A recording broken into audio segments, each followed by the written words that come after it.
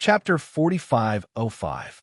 The black shadows that passed by also noticed the figures that were flying away in front of them. The three Special Forces soldiers in the dark corner quickly made hand signals. After confirming the plan, the three of them disappeared like ghosts and headed in the direction where Yi Jian and the others were flying. The barking of the dogs could still be heard throughout the village, and the sound of footsteps was sometimes close and sometimes far away. Torchlight beams occasionally flashed across the night sky and shone into every dark corner along with the noisy voices of the people. Gunshots came from the other side. It came from the direction where Weaver Sparrow and Bai had been imprisoned. The criminals who were searching the area discovered that the other two prisoners had escaped. They had no choice but to fire a warning shot. At this point, the smarter ones knew that the three prisoners had not escaped. Everyone's focus was on catching the three escapees. As for the Kaisten girls rescued by Yi Qian, that was not the main point. Their parents were still there. They could not have escaped far. The night was even more chaotic. Stray bullets occasionally came, causing the small village of Kaisten, which was very close to the Chinese border, to be enveloped in a tense atmosphere. The three Special Forces soldiers, who Xia Jinyuan continued to call trainees, stuck close to the wall. They took deep breaths. It was their turn to make a move. It was 3 against 5. They had to cut the waste first before making a move. Shamask and his wife were about to complete their mission. When they reached a corner, the two of them instantly dashed out like rabbits and disappeared. Yi Jian and the other two, who had not followed closely, heard the couple shouting loudly as they disappeared. As for what they were shouting, Bai sneered at his comrades and said, "They're calling for reinforcements. Brothers, the battle has begun." Before GK and Yi Jian could say anything, 3 black shadows with fierce auras suddenly attacked. GK muttered, F***CK. She moved her feet and leaned to the left, narrowly avoiding the dagger that was coming from behind. Yi Qian grabbed the strong arm holding the dagger with one hand and said with a smile, "We're on the same side." Codename Qing Yao. You must be trainees in the team. When the flood rushed into the Dragon King Temple, he ran into his own people. As for Qing Yao, although more than 2 years had passed, the impression she had left on them was too deep. She had crushed them, who had just joined the Snowfield Brigade for half a year, to the point that they had never forgotten her and had always remembered her. The Special Forces soldier who assassinated Yi Qian was none other than number 16, who had issued a challenge to Yi Qian back then. His code name was still number 16, and it had never changed. Hearing the familiar code name and the slightly unfamiliar but slightly familiar female voice, number 16's face suddenly tensed up, and he immediately withdrew his arm. It was too dangerous. He had used a killing move to stab her just now. If she hadn't dodged it, Qing Yao would have been seriously injured even if she didn't die.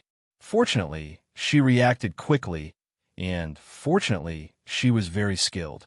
Number 16 thought with lingering fear as he withdrew his dagger. The one who had tried to assassinate Weaver Sparrow was number 18. He and number 16 had been working together ever since they were recruits, so they had developed a tacit understanding. He had retracted his weapon earlier than number 16. Weaver Sparrow said F***CK, and he knew that he had bumped into one of his own. Only Bai wasn't stopped. Before number 26 could make a move, Bai had rushed out to finish off the Shamask couple.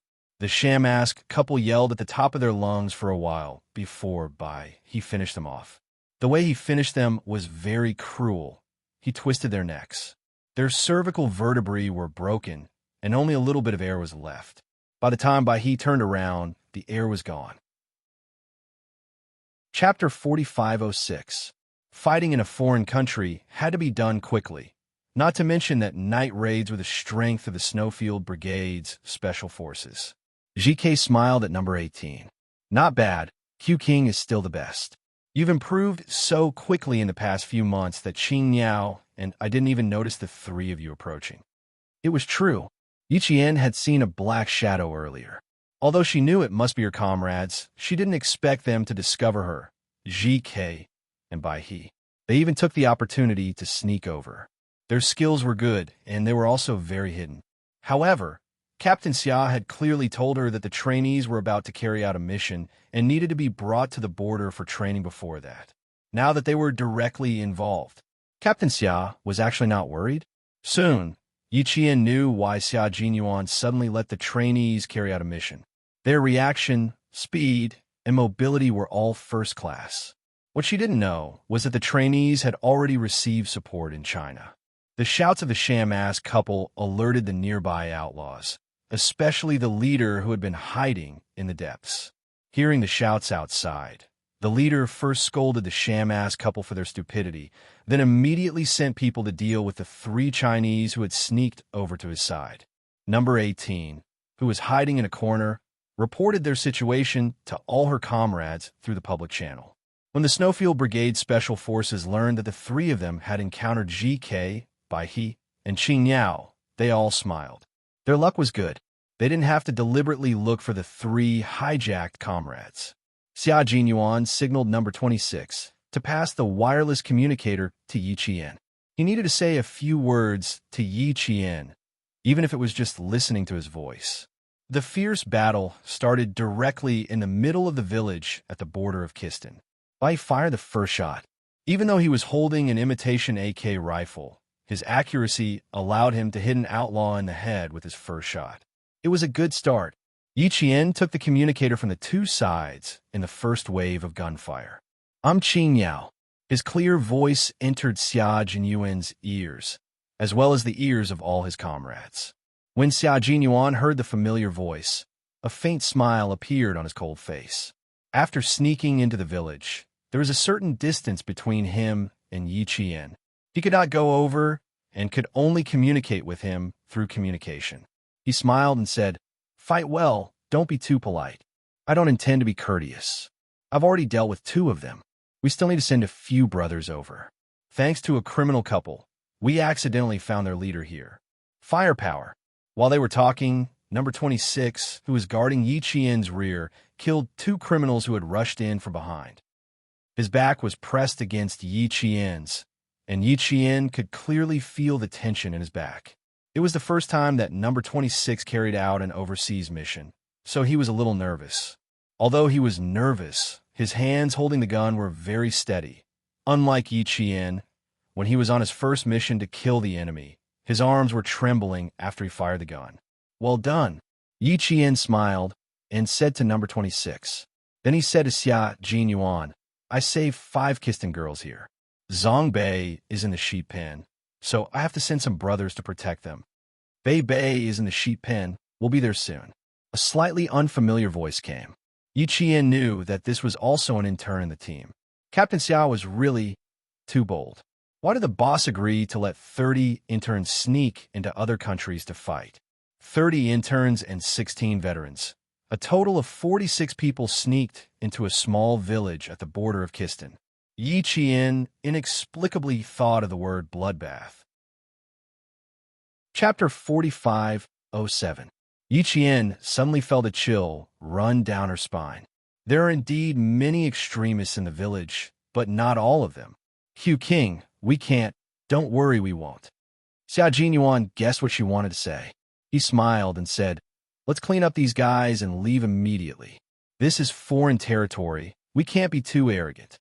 Yi Qian pursed her lips and smiled. "That's right, I'm thinking too much." The gunshots started to become more frequent.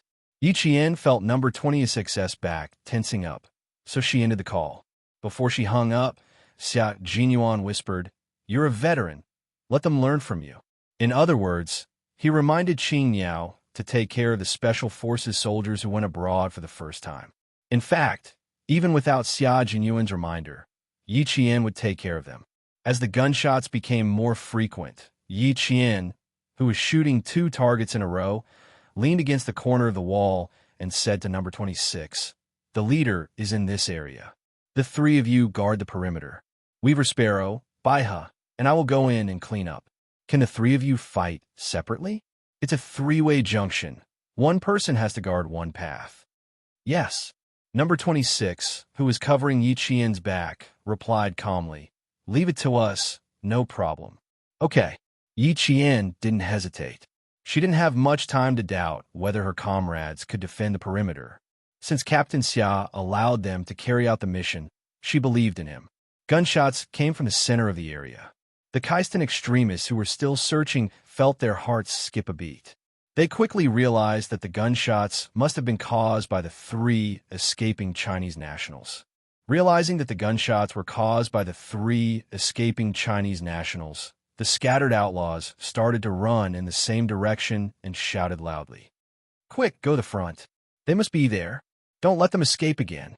Go, let's surround them."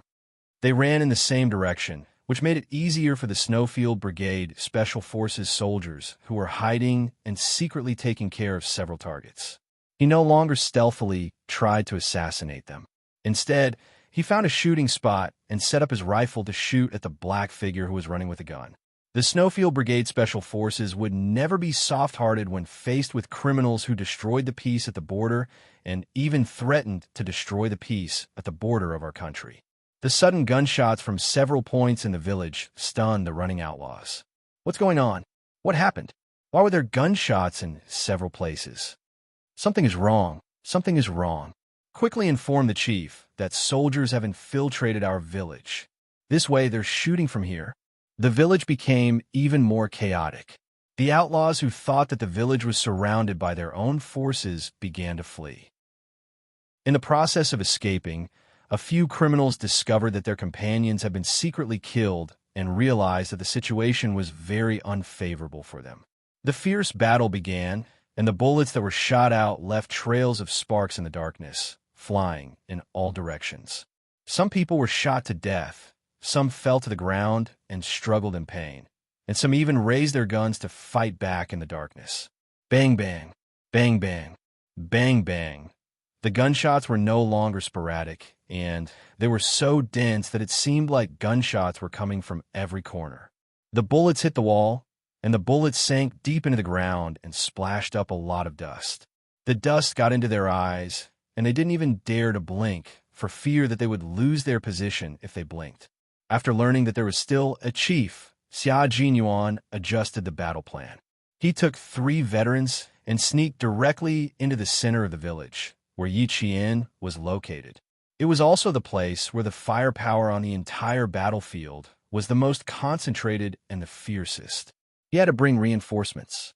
After dealing with the chief in the village, he would immediately retreat with his troops and return to China. Chapter 4508. The trainees who had entered the battlefield had no time to be afraid. They raised a rifle in their hands and pulled the trigger again and again. Reload, cover them. Pincer attack. Cover the rear. Roger. Advance. Left side attack. Roger. Fire from the front and back. Advance quickly. Once on the battlefield, there was no way out. They began to use all the skills they had learned during training to fight for their lives and for victory. There was no turning back. There was only one path in front of them. Fight. How many people had fought in the past? The troops had been gathered on the battlefield. The war drums had been beaten. Even if no one returned, they would still fight. The bullets with the aura of the Grim Reaper pierced through the air and brushed past their heads with long fiery tails. The tip of their noses seemed to smell the smoke of gunpowder. Lay down, and shoot. The entire tactical movement was smooth and fierce.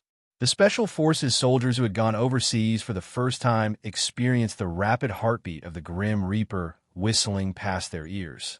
Their palms were sweaty under their fingerless gloves. As for their bodies, their sweat had already soaked their helmets.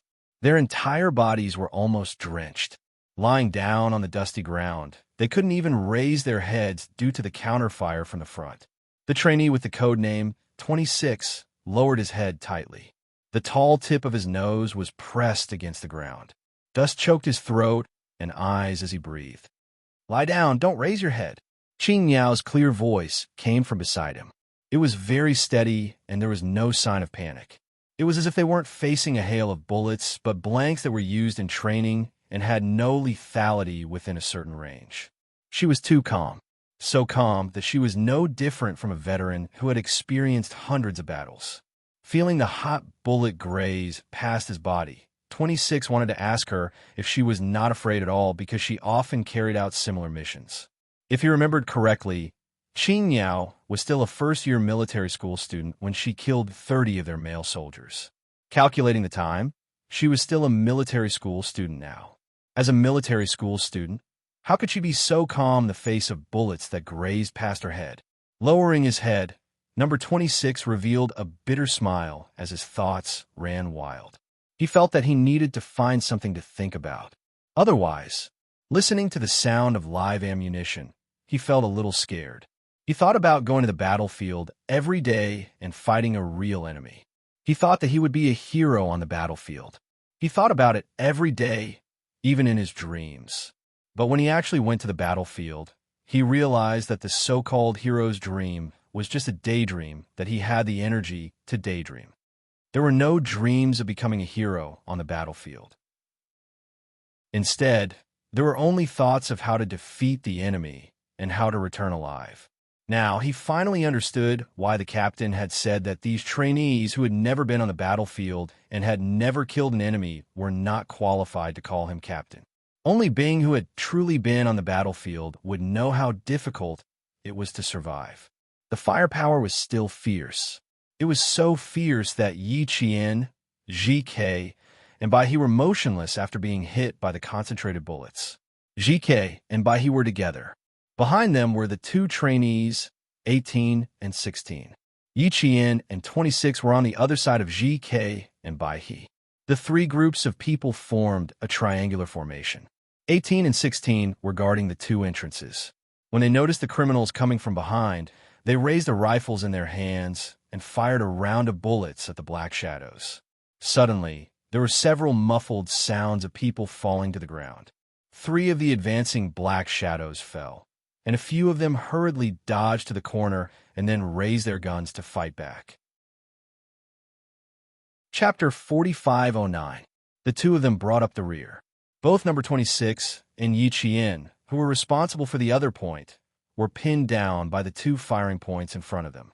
If they didn't move, GK and Bai He, who were already deep in the fire, would be in danger. Yi Qian tightened his grip on the replica rifle and whispered to the motionless number 26, "We have to take care of the 2 firing points in one direction. Cover me. I'll count to 3. You fire blindly at the 2 firing points in one direction. Remember, don't look up. Fire blindly the whole time." Hearing this, number 26's heart skipped a beat. He couldn't raise his head easily. He lowered his voice and said, "The bullets are so dense. How can we charge through? Charging out like this is no different from suicide." He thought to himself, but he didn't dare say it out loud. Yi Qian smiled and said casually, "That's why we need your suppressive fire. You have a Type 95 automatic rifle. Its continuous fire performance is not bad. You'll suppress it, and I'll leap forward." Yi Qian's battle plan made number 26 even more nervous. Qing Yao leaped forward, and he'll suppress it. Gripping the rifle tightly, number 26 felt his throat was unbearably dry. "But I have to ask you, do you have the confidence to suppress it? I won't have time to fire when I'm leaping forward. It's all thanks to your help. Do you have the confidence?" Yi Qian asked again. Even though it was a question, his tone was full of trust. "Do I have the confidence?" "Yes, of course I do." Number 26 gritted his teeth and answered in a low voice, "I have no problem. Leave it to me." "Okay. 1, 2, 3. As soon as the 3 shouts were heard, Yi Jian leaped forward like a spring that was struggling to break free from its restraints. Number 20's excess firepower was suppressing him. Throughout the whole process, he had been shooting blindly. Not only had he lured the enemy's firepower to his side, but he had also used the bullets that he kept firing to force the enemy in front of him to stay low. Yi Qian leaped forward 3 times in the gaps between the enemy's bullets. It was so dangerous that a stray bullet brushed past his arm and entered the firing point that she had her eyes on. Number 26 finished shooting. The front line fired directly at the angle where number 26 was crouching. Bang, bang, bang, bang. The dense bullets left grooves in the corners of the earthen wall. In less than a minute, a bowl-sized hole was created. A thick layer of dust had already covered 20's excess body. About 2 minutes later, number 26 clearly felt that the firepower in one direction had weakened. It was so weak that he could raise his head and change his shooting position. The voice of the comrade, codenamed 17, came from the microphone. "How's the situation over there?" Switching to his personal communication channel, he rushed from the corner of the wall to the location that Qing Niao had pointed out. Panting heavily, he finally had the time to reply. "The situation isn't good. It seems that we've found the center of the nest, where the firepower is the strongest." Just now, he took a deep breath and wiped the sweat from his eyes.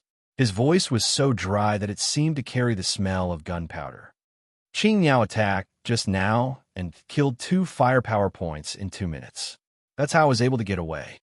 Number 26 smiled bitterly. "Brother, the battlefield is not a joke. You can lose your life just like that. When I fired the first bullet, my hands were shaking." "Same to you.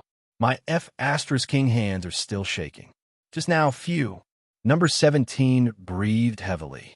He had just finished a fierce battle. At this moment, he was only 5 feet away from the corpse of a criminal that he had killed. In addition to the thick gunpowder smoke, he could also smell the stench of blood and rust that made his stomach churn. 19, and I just killed 3 Kaisten criminals. Now the 2 of us are crouching next to the bodies. Chapter 45:10. It was easy to imagine the psychological pressure of staying with a criminal who had been killed. Number 19's elbow was in a pool of blood. The blood seeped through the camouflage fabric, and number 19 could feel how thick and sticky the blood was. The 30 trainees who entered the village each had their own battle positions. They completed the encirclement and provided cover and support for their comrades who were fighting in the depth of the village. Number 26, number 18, and number 16 were guarding the battlefield where the firepower was the most concentrated. Xia Jinyuan, who led the troops to support him, charged forward with a grim face. The 3 trainees who were fighting with him felt their hearts beating like drums. The more they fought, the braver they became. The more they fought, the less afraid they were before. Number 18, position. His voice was cold and sharp through the earpiece, and number 18 immediately responded and told him the position. "How are the other 3 doing?" Xia Jinyuan asked again. He had no way of contacting Yi Qian, Bai He, and GK, so he could only get the information from number 18 and the other 2. Number 26 replied. Qing Niao took care of 2 firing points and covered GK and Bai He to fight in the depth of the village. Number 18, number 16, and I will cover the rear. Although the firepower is concentrated, it's all within a controllable range.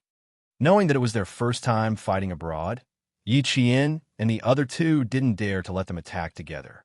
They only needed to guard the rear and not let the 3 of them fall behind, which would give the criminals an opportunity to attack. Xia Jinyuan looked in the direction and felt a little relieved. It wasn't far away. Gunshots kept echoing in the sky. The experienced veterans of the Snowfield Brigade slowly gathered all the criminals in one direction, away from the safe area. Mobile warfare in another country was a big deal, especially when it was done without the knowledge of the other country.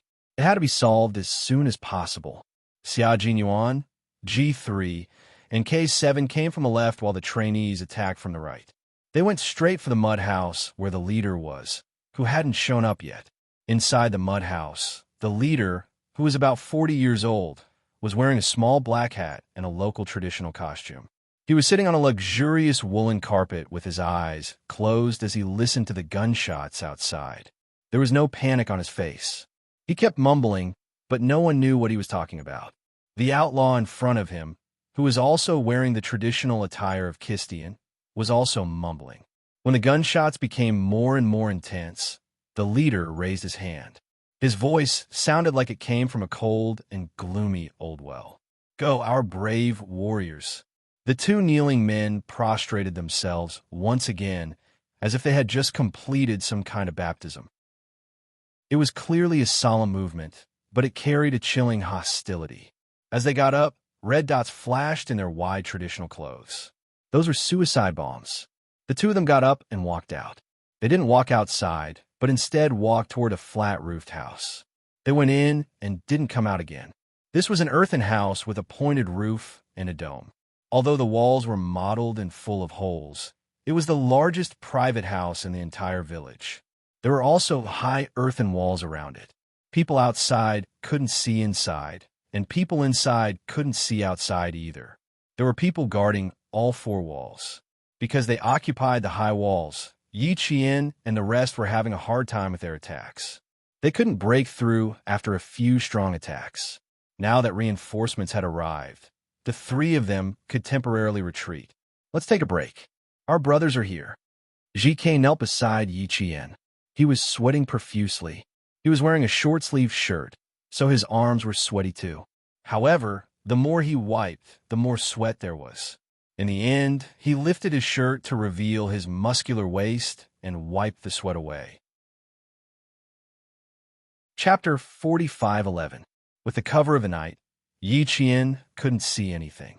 He wiped his clothes until they were covered in sweat. After wiping them off, he continued to lie down and waited for Bai He to come over. As the two of them whispered, the white crane's voice came from outside. Then, two rifles were thrown from the other side of the wall. The two of them who had been staring at the wall and waiting for the white crane to come saw the shape of the rifle clearly under the hazy starlight. The two of them rushed out and caught the rifle. They threw the rifles over the wall and two backpacks, tactical vests, and wireless communicators. The two men took the rifles and held the backpacks tightly.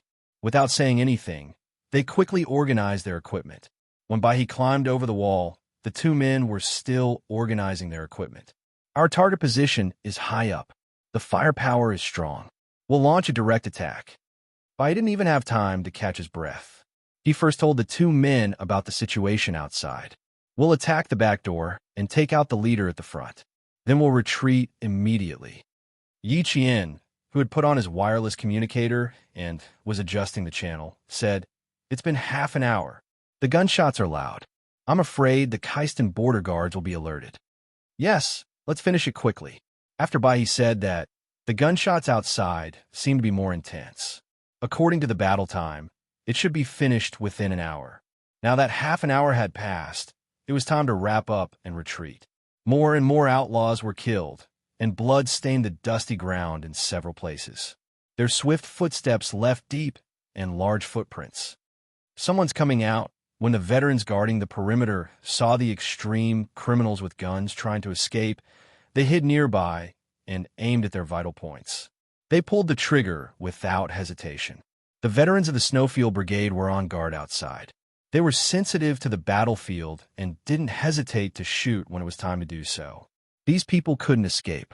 They were afraid that they would enter China's territory. When the Kaistan villagers heard the incessant gunshots, they curled up their bodies. Their eyes were filled with fear. They didn't know what was happening outside. The gunshots scared them so much that they prostrated on the ground and prayed. Young children were carried by adults. Their eyes were wide open. They didn't know what was happening outside. Toddlers who were still learning how to speak were comforted by young mothers. Their cries were low and sometimes loud, and then they fell asleep. The darkness had yet to pass. Everything was still going on. White Crane leaped from the top of the wall, followed by Ji Ju. Yi Qian was the last to jump off the wall. As his body fell, Yi Qian felt a piercing pain in his back. Without stopping, he rushed out with his spear. Number 16, number 18, and no. 26, who were in charge of providing support, walked in the middle. The firepower of the six of them concentrated on the firepower of the strong attack point. Bang, bang, bang. The continuous gunshots were deafening, and the Special Forces soldiers were already used to it. They aimed and fired continuously, suppressing fire from the back door. Xia Jinyuan's deep and cold voice came through the earpiece. The gunshots at the back door instantly turned into a hail of bullets, and the fiery trails of the bullets lit up a corner of the back door. "Suppress! I'll leap forward." When the three trainees heard this, they pulled the trigger so hard that their fingers almost spasmed. Choosing to leap forward in such a situation, the probability of getting hit was quite high. Chapter 45:12. However, they had to restrain the enemy's firepower and provide an opportunity for their comrades to attack. They had no choice but to do so. Okay, leave it to us. Be careful. A cold female voice rang in everyone's ears. There was no dissuasion, only protection. Weaver Sparrow had placed his life in the hands of his comrades. Those who protected him had to be well protected. On the battlefield, they were all comrades who could entrust their lives to each other. The extremists hiding on the wall were in a frenzy. They didn't know who these people were. They had been living here with their leader for more than half a year. Even the Jistin military didn't discover their hiding place. But tonight, the 3 kidnapped Chinese were in trouble. The special forces, including Xia Jinyuan, didn't know who the leader of the extremists was. If they did, they would be shocked. The leader hiding, there was the leader of the largest extremist group in Jistin. Half a year ago, he was besieged by the Jistin military and had to flee from the second largest city in Jistin to the border between Jistin and China. He planned to enter China's territory. Now, his hiding place was attacked again, and this time, it was even more ferocious than the previous siege. The leader sitting in the house was no longer as calm as before. With the cover fire from various points, Weaver Sparrow forced his way in. A few smoke grenades were thrown from the front door. Under the cover of smoke and suppressive fire, K7, G3, and Xia Jinyuan rushed out in a few short seconds. At the same time, number 17, who was guarding a point in the village, saw a dark path pass by in front of him. He was sure that his eyes weren't playing tricks on him. Situation detected. Unidentified target has appeared. Unidentified target has appeared, heading toward the east. The battle area was divided into 4 major battle areas: east, west, north, and south. The east was where Weaver Sparrow and Baihe were held. Roger, Roger. East, Roger. The trainee soldier in charge of the east sector security immediately replied. His finger, which had been placed on the trigger, tightened slightly, and his sharp gaze scanned the surroundings. Boom, boom. There was an explosion. Yi Qian heard screams coming from the high wall. Xia Jinyuan, G3, and K7, who were close to the target building, successfully threw the grenades into the high wall that had been difficult to break down. 3 grenades were thrown in at the same time, and the power was so strong that the ground shook. Break the door. Bang. Following the detonation of the grenade, several special forces soldiers rushed out from the dark and broke through the door as fast as they could to kill all the remaining firepower. The huge explosion made the extreme criminals who were still stubbornly resisting look up. When they saw the location of the explosion, they let out a roar that made their eyeballs almost pop out. That was the place where their leader lived and received the blessings of Allah. Now it was destroyed. It had been blown up. Kill them. We must kill them. Brave warriors, charge out with me and kill them. Kill them all. The destruction of the Holy Land caused the remaining people to lose their minds and shoot wildly in all directions. A trainee slowly adjusted his scope until the red light hit a vital spot. Then, he looked through the crosshair and pulled the trigger with a calm expression. Another extremist was eliminated. The bullet pierced through his heart from his back and out of his chest. There was no chance of survival for an extremist whose heart had been shattered. The extremists who tried to run toward the Holy Land fell to the ground one by one. The pungent smell of blood in the smoke became thicker and thicker, and the chaotic gunshots gradually weakened. The fierce battle had come to an end. Chapter 45:13. In the Holy Land that had been breached, an extremist rushed out of the room. He was sweating profusely and had one of his legs hit by shrapnel. After a few exclamations, he realized that there was no one in the room. The low table that was placed on the carpet was overturned, and the cups and bowls on it were all over the floor. The person sitting on the carpet was nowhere to be seen. The extremist who rushed over was stunned.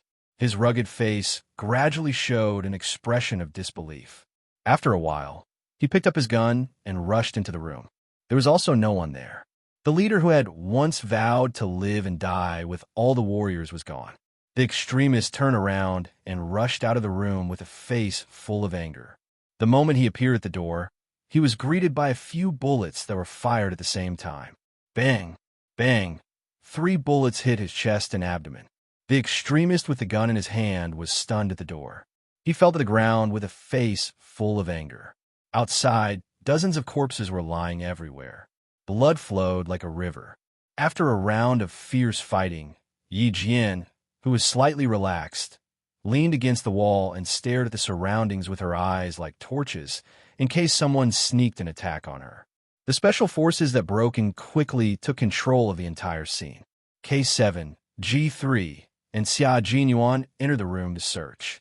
However, they didn't find the so-called leader. They searched all the rooms, but still couldn't find him. The leader might have escaped. Keep a close eye on the outside. If you see anything, shoot immediately. Qing Yao, cover our retreat. Roger, Yi Qian replied. The so-called leader wasn't caught. Xia Jinyuan didn't continue the search. Instead, he led the troops to retreat. The commotion was huge. To avoid trouble, it was better to leave as soon as possible. Yi Qian, who was outside, let out a sigh of relief. The attack was over. Our army didn't have any casualties. The leader wasn't found. Maybe he was already killed, or maybe he was still alive. Number 17 noticed a black shadow passing by. While reporting, he gestured to number 19, indicating for him to follow and keep a close eye. Number 19, who was following closely, didn't find any more black shadows. However, he saw two figures, one tall and one thin, appear out of nowhere. Number 19 had already aimed at the taller figure. Bang, single shot, hitting the vitals. Clean and efficient, not giving the opponent a chance to survive. When the other thinner figure saw this, he suddenly raised his hand to his waist. Number 19, who was aiming with one eye, took a deep breath and prepared to aim and fire again. Suddenly, number 17's anxious roar came. Open fire! Open fire! Detonate the equipment! Fire! Retreat! Retreat! Retreat! The sound was as urgent as war drums, but number 19 only heard the first few words, fire! Fire! Then a huge explosion rang out. Number 19's eardrums were so shaken that it was as if thousands of bees had drilled into them, buzzing and buzzing. His mind went blank, and he was completely stunned. Urgent questions came from the channel. Number 17's voice was so hoarse that it broke the sound barrier. 19, are you F** King alive? Answer me. Who the F** CK is your father? Stop yelling. All of you shut up. What's the situation inside? Squeak. Outside, Z7 Han Jiang stared intently at the village. It was obvious that it was another suicide bombing. There was clearly a chance to kill them, but it detonated because of an error in judgment. 19, trainee number 19. This kid better not get into trouble. Xia Jinyuan, who was retreating, was no longer calm. His face was so dark that it looked like it was going to hail. Number 19, please answer if you hear me. Please answer if you hear me. Chapter 45:14. The sound of the explosion had passed. Number 19, whose eardrums were pierced, could vaguely hear the anxious shouts of his comrades. It sounded distant and hollow, as if it came from the horizon, but also from the depths of the earth. I'm fine. It took a lot of effort for number 19 to answer vaguely. Even though it was just a few words, it was enough to let the Snowfield Brigade soldiers breathe a sigh of relief. Xia Jinyuan gently closed his eyes. When he opened them again, his eyes were cold. He asked, "Did you kill an extremist just now?" It was a question, but also a confirmation. Yes. Number 19, whose brain was still buzzing, answered with a monosyllabic voice. He was the closest to the explosion and was the most severely affected. His greatest luck was that he had found a good shooting position and fired without hesitation when he discovered the target. This prevented the lethal detonation device from entering the range of him. At this time, other than being stunned and having a temporary blank in his mind, he didn't even have any external injuries. Not bad. You save yourself. Xia Jinyuan, who had never praised a trainee, in public praised number 19 for the first time. Moreover, it was on the battlefield. Number 19, who was praised, blinked hard. Dizzy, he slowly retracted his rifle. Everyone could hear his hee-hee laughter in their earphones. When the team members heard his slightly silly laughter, their hearts, which had jumped to their throats, gradually calmed down. Just now, when number 17 shouted whether he was alive or not, in that second, even the air froze. It was as if a huge rock had smashed into their hearts, making everyone's heart stop beating. Sacrifice was too close to them. So close that they could still talk 1 second, but the next second, they were separated by life and death. Retreat, retreat. Everyone retreat. Starting from the center, cover the periphery and be on alert. Roger, Roger, Roger. Start retreating, start retreating. The Special Forces soldiers who felt the wave of suicide bombs quickly withdrew from every corner, wiping the sweat off their forehead. Xia Jinyuan, whose back was covered in cold sweat, sighed to Yi Qian, who was retreating with him. Taking them with me is much more worrisome than taking you with me. It's so much easier to take you to the battlefield. As for them, I suspect that I will go bald in advance. The originally tense atmosphere was completely destroyed by him saying that he was going bald in advance. Yi Jian couldn't help but laugh. The image of the bald Xia Jinyuan immediately appeared in his mind. That image was so unbearable that it scared Yi Qian so much that he quickly shook his head to get rid of the unbearable image from his mind. They have a lot of people, so of course they're worried. But they are much stronger than me. The first time I used a gun to kill an enemy, my whole body was shaking, but they could still fight. They are much, much stronger than me. Yi Qian, who was drenched in sweat, followed closely behind him, retreating out of the village. At the outermost perimeter, E6, who had been lying still for nearly an hour, suddenly moved. There was finally movement at the position he was in charge of keeping an eye on. Someone popped out from the uneven ground like Tu Xing's Sunday. He was very vigilant. Just as his eyes were exposed, he stood still and observed his surroundings carefully. He thought that he had successfully escaped, and the corner of his mouth even revealed a trace of a gloomy and proud smile. Since this place had been discovered, he had to leave this place and head to another place. E6 slowly adjusted his scope and locked onto the target. He turned on his headset and said calmly, "You didn't catch the leader? Then I guess there's a big fish here. Kill the fish and leave immediately." Xia Jinyuan, who was about to retreat to the edge of the village, stuck close to the uneven wall. In the night, he stared at his surroundings with his sharp eyes. He held a gun in one hand and gestured for his comrades to retreat with the other. Chapter 45:15. He and Yi Qian had been in charge of bringing up the rear, alternating with K7 and G3 to cover the retreat of the trainees who were fully capable of being deployed. "Roger that," E6 said calmly. His eyes were fixed on the target whose head was starting to pop out. Bai fired the first shot of the fierce battle, while E6 fired the last shot to end the battle. The trigger was pulled, and the primer of the bullet ignited. The bullet left a trail of fire behind it, as it tore through the air and headed straight for the target. Bang! Half of the head that popped out seemed to have been flattened. A faint smell of blood blew to the tip of E6, nose along with the night wind. He continued to lie down and did not move at all, as if he had melted into the night.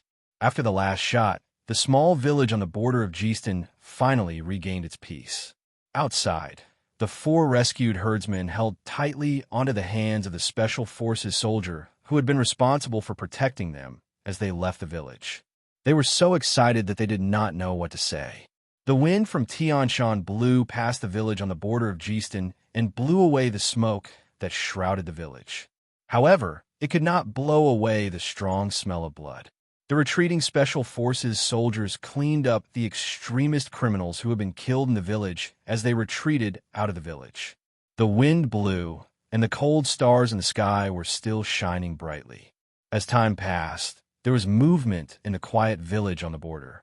The villagers of Geeston slowly walked out. The Special Forces soldiers of the Snowfield Brigade who had walked from the village to the top of the mountain saw a big fire at the foot of the mountain. It was a fire that had been lit with oil on top of dry grass. As soon as the sparks touched it, it burst into flames and crackled as it burned. The light from the fire illuminated a very wide area. They could even see the roofs of the houses around them clearly. Burning everything down in one go. That's a good idea, T6 said with a smile. His voice could be heard on the comms. V8 said calmly, "If you continue to stay here, the pursuers will be here soon." It would take another 3 hours to get back to the border from the village, so they had to hurry. The team members' low laughter could be heard on the comms. The trainees who had completed their training were the loudest. Without further communication, the 46 trainees made the best use of their time to return home. The 46 Special Forces soldiers crossed the steel bridge over the Unyielding River at 1:36 in the morning. All of them crossed the bridge at 1:38 in the morning. No one was sacrificed, and they arrived safely in the country. The 30 trainees of the Snowfield Brigade finally felt that they were on solid ground once their feet touched the soil of their own country. They no longer had the feeling of emptiness that they had when they were fighting overseas. They continued to move forward without rest. When they were about to reach the Border Defense Company, Xia Jinyuan ordered everyone to sit down and rest. After 3 days and 2 nights of continuous combat without sleep, all the Special Forces soldiers, including the veterans, had reached their physical limits. After sitting down, none of them wanted to get up. The 30 trainees sat in one corner, while the 16 veterans sat in another. Yi Qian did not sit down immediately. Instead, he whispered to Xia Jinyuan, "Help me deal with the wound on my back. I was scratched by a sharp rock when I jumped down from high wall." Xia Jinyuan turned on the miniature flashlight in his hand, and his handsome face changed color. "Come with me."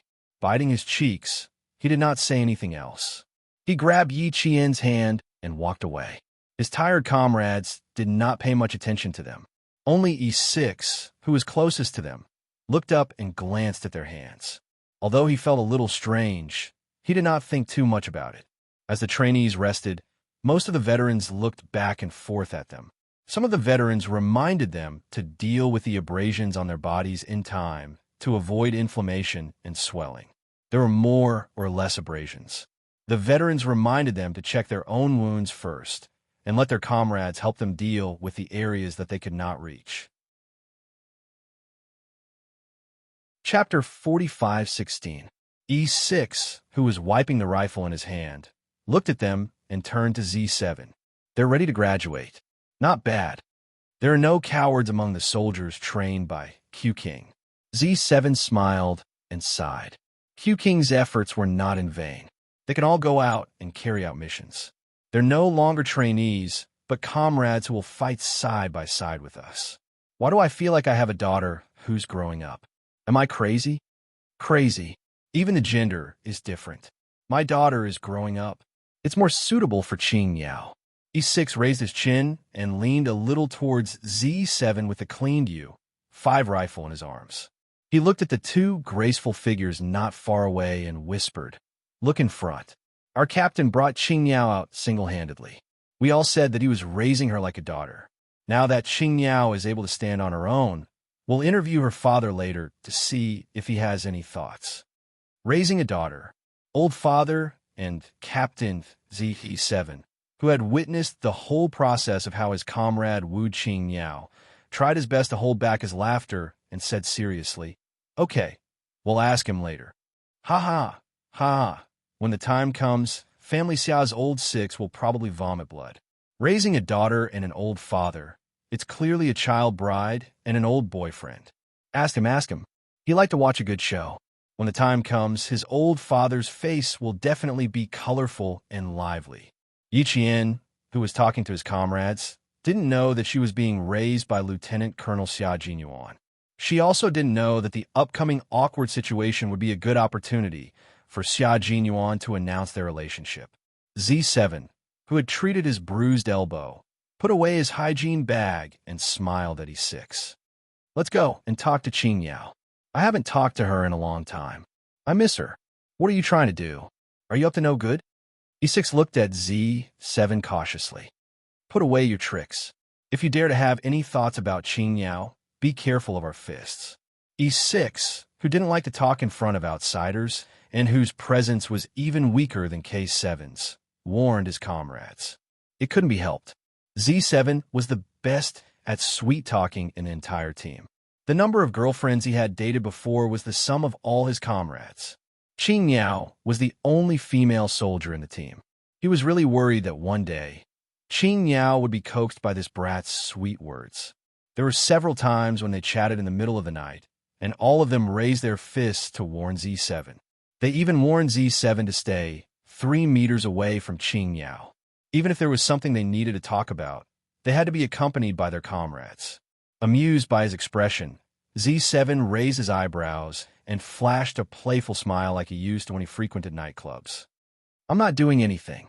I don't have any bad intentions. I just want to have a chat with Qing Yao. E6 looked at him in disbelief. You have a lot of tricks up your sleeve.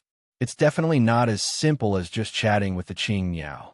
Tell me, are you trying to harm the Qing Yao? In all honesty, he really just wanted to chat with Qing Yao. He had no other intentions. Family Xia. How dare he touch old 6 woman? No, he really didn't dare. He still wanted to live for a few more years. In the face of his comrades' suspicions, especially his character, Z7 felt that it was necessary to stand up for himself. Do you think that if I wanted to do something to Qing Yao, our captain would let me off? Would you guys let me off? Am I tired of living? Do I want to harm Qing Yao right under your noses? I really don't have the guts. I've never thought of doing that. Besides, Weaving Sparrow and White Crane are here. What else do you think I can do? E6 thought about it. That was true. With Q King, who was like a father, and a group of comrades around, Z7 probably wouldn't dare to harm Qing Yao, even if he had the guts. Chapter 45:17. They stood up and walked a few steps before E6 suddenly sighed. Do you think Qing Yao will be coaxed home by one of our comrades to become his wife in the future? Which bastard will be so lucky? If one of our comrades really coaxes Qing Yao away, damn it, we'll take turns to beat him up. Z7 looked at his comrade seriously and nodded. That's right, that's right. We'll take turns to beat him up. Whoever doesn't dare to beat him up is a coward. As for which bastard he would beat up, Z7, who always liked to join the fun, didn't dare to say. He was afraid that he would be beaten up by the guy who coaxed Qing Yao home to become his wife. His strong desire to live told him that he could mess with anyone but Family Xia's 6th bro. Xia Jinyuan had already treated Yi Qian's wounds. As soon as the two of them walked out, they saw Z7 and E6 walking towards them. The 4 of them bumped their fists. Z7 smiled at Yi Qian and said, I have to say that kidnapping you guys was the biggest mistake of their lives. They uprooted everything. The Border Special Forces have to thank the 3 of you. After being in the military for so many years, Yi Qian had never thought that he would be kidnapped one day, except for the time when he was trying to rescue Zhou Jin.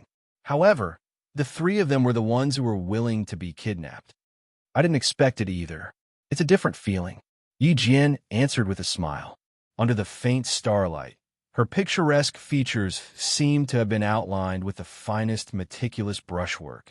Every stroke was graceful, and every frown and smile was like the sun, without the slightest post-war haze. Number 26 whispered to his comrades, Qing Yao is very strong. When I cooperated with her before, she was as calm as a veteran. I was a little scared at first, but after seeing her like that, I wasn't that scared anymore. You're saying that she's been on missions like today's many times already? Number 25 quickly glanced at Yi Qian and whispered, that's not in line with the rules. She's still studying. It's not against the rules, but it's not against the rules. Look at her, and then look at the 10 of us. It's clear whether this is the first time we've carried out such a mission. Number 26 analyzed that he was the only one who had cooperated with Yi Qian in battle. He was the only one who had seen Yi Qian kill the enemy trainees at close range. Everything he had experienced made him believe in his own judgment. Take a look at the veteran's attitude towards Qing Yao and the way he speaks. You can actually see some clues. We thought that Qing Yao had gotten in through the back door like last time, but we were wrong. Qing Yao doesn't need to go through the back door at all. She's a member of the Snowfield Brigade. She's a comrade in arms with the veterans. They kill enemies together and train together.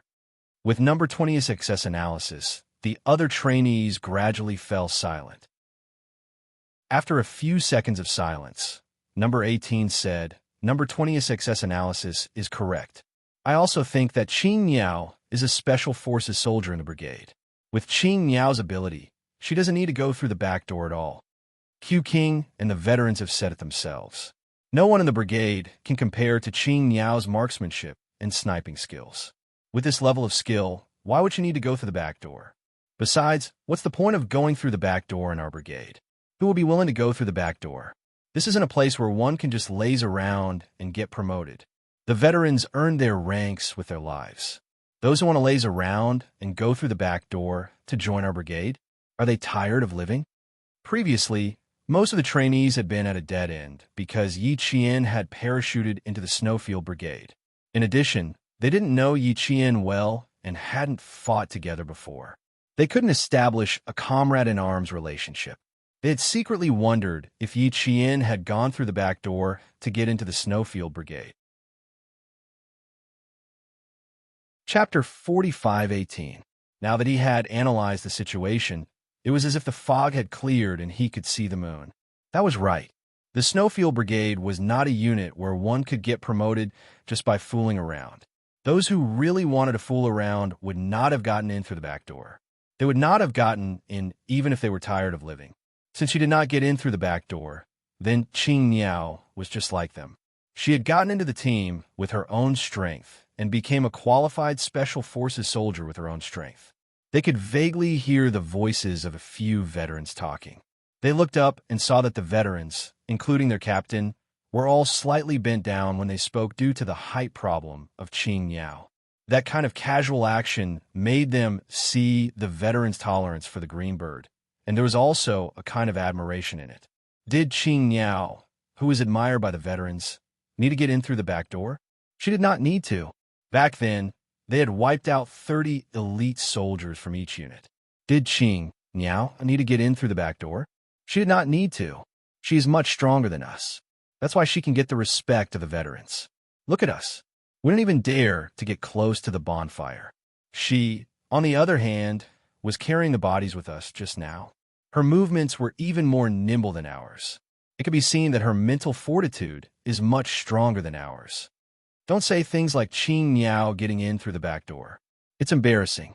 After number 26 finished speaking, the trainees who were looking forward to completing their apprenticeship fell silent. The night at the border was very quiet. It was so quiet that they could hear the breathing of their comrades beside them. Some trainees who were recognized by the veterans sat quietly, while others lay flat and rested. Although they looked relaxed, there was still a hint of post-battle emotion deep in their eyes. It was the first time they killed an enemy, the first time their hands were stained with blood, the first time they saw someone fall beside them, the first time they stepped on blood-stained ground, the first time they faced death. Every first time brought them countless emotions. Yi Qian sat down and looked at them. It was as if he was looking at himself in the past.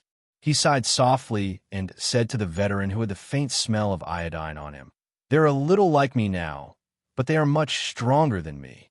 When I faced death for the first time, I was very calm and did not think too much. But I had nightmares for a few nights before I slowly recovered." After all, she was a special forces soldier who had undergone systematic training. She had studied and trained at the same time. She was a little confused when she left the battlefield. Even though they were silent now, they didn't feel lost because they knew exactly why they were doing all of this. Z7 looked at them. "That's right. The first time I worked with you was in Tongzhou. At that time, I was still wondering if you would succeed. Don't drag me down when the time comes. It turned out that I was very wrong." Speaking of the first time they worked with Yi Jian, the dozen or so veterans had endless things to say. Now that the trainees were on green alert, they felt quite comfortable sitting and chatting. After Xia Jinyuan reported the news of their return, he walked over and saw the veterans chatting around his girlfriend. He strode over and sat down chat. After about half an hour of rest, Xia Jinyuan stood up and said in a cold voice, "Gather." Chapter 45:19. Once the command was given, everyone except for the two trainees who were on guard duty gathered as quickly as possible. Xia Jinyuan praised and praised the new recruits of the Snowfield Brigade without holding back. Facing the special forces who were able to stand on their own, Xia Jinyuan straightened his back and gave them the highest military salute. This salute expressed his joy and also his recognition of them. His salute instantly made the corners of the eyes of the Special Forces soldier, who had not shed a single tear even though he had suffered and been injured in training, wet. When the veterans clapped, tears gushed out of his eyes. Sigh, he felt a little embarrassed, but he couldn't control it. After this battle, the trainees were no longer trainees, but comrades who could fight side by side with the veterans. Yi Qian looked at the straight figure standing in front of her, and her eyes were filled with tenderness.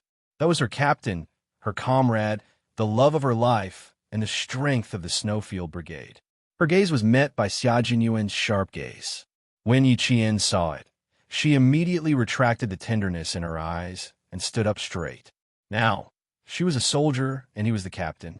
In the hazy morning light, a group of soldiers in camouflage uniforms walked through the grayish-brown mountain range and arrived at a small river formed by the snow of Tian Shan Mountain.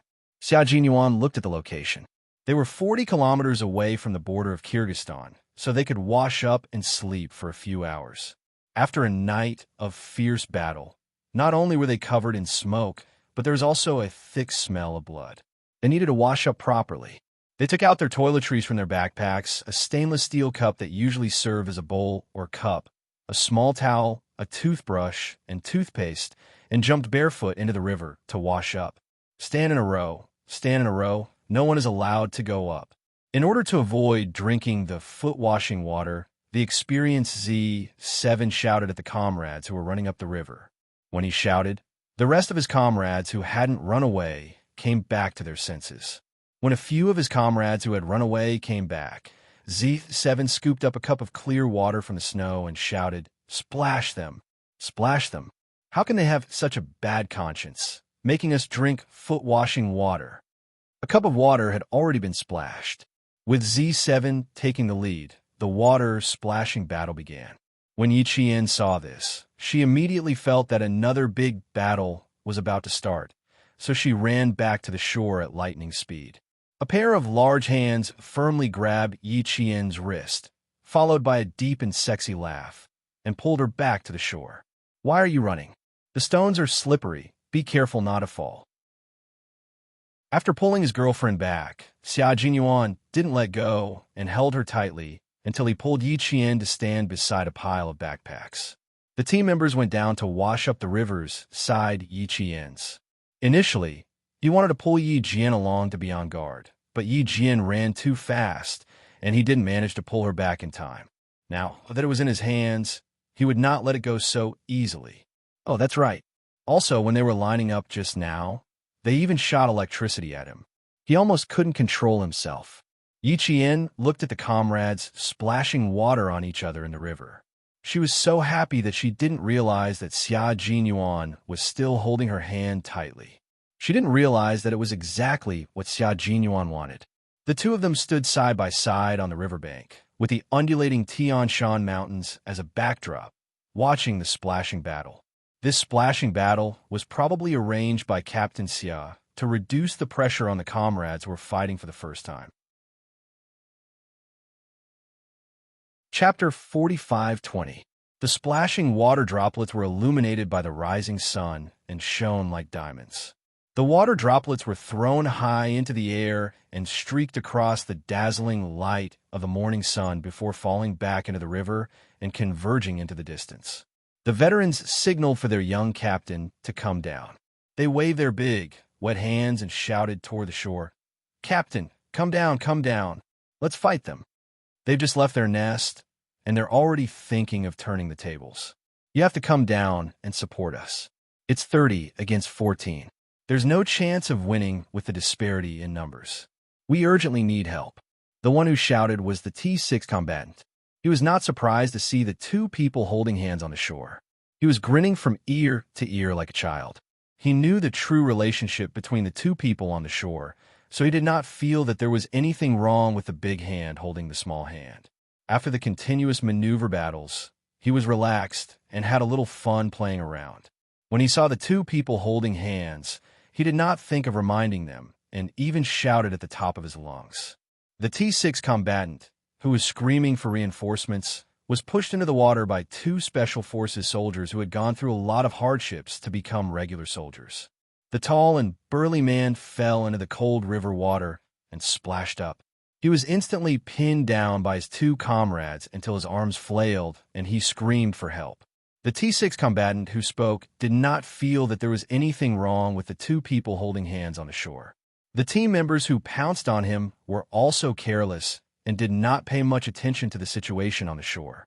They only cared about throwing the veterans who had bullied them back then into the water to relieve the anger in their hearts that had been building for hundreds of days and nights.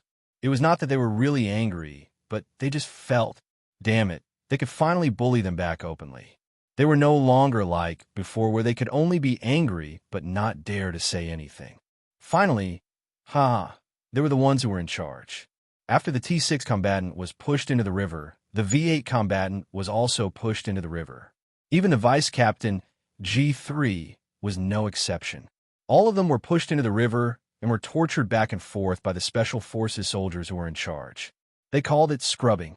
The quick-witted combatants like K7 and E6 had already noticed that there was something wrong with the way their team members were looking at them. They quickly went ashore ahead of time and narrowly avoided the disaster. The veterans who were a little slower or were not on guard were in for it. The T6 combatant earlier said it was 30 against 14.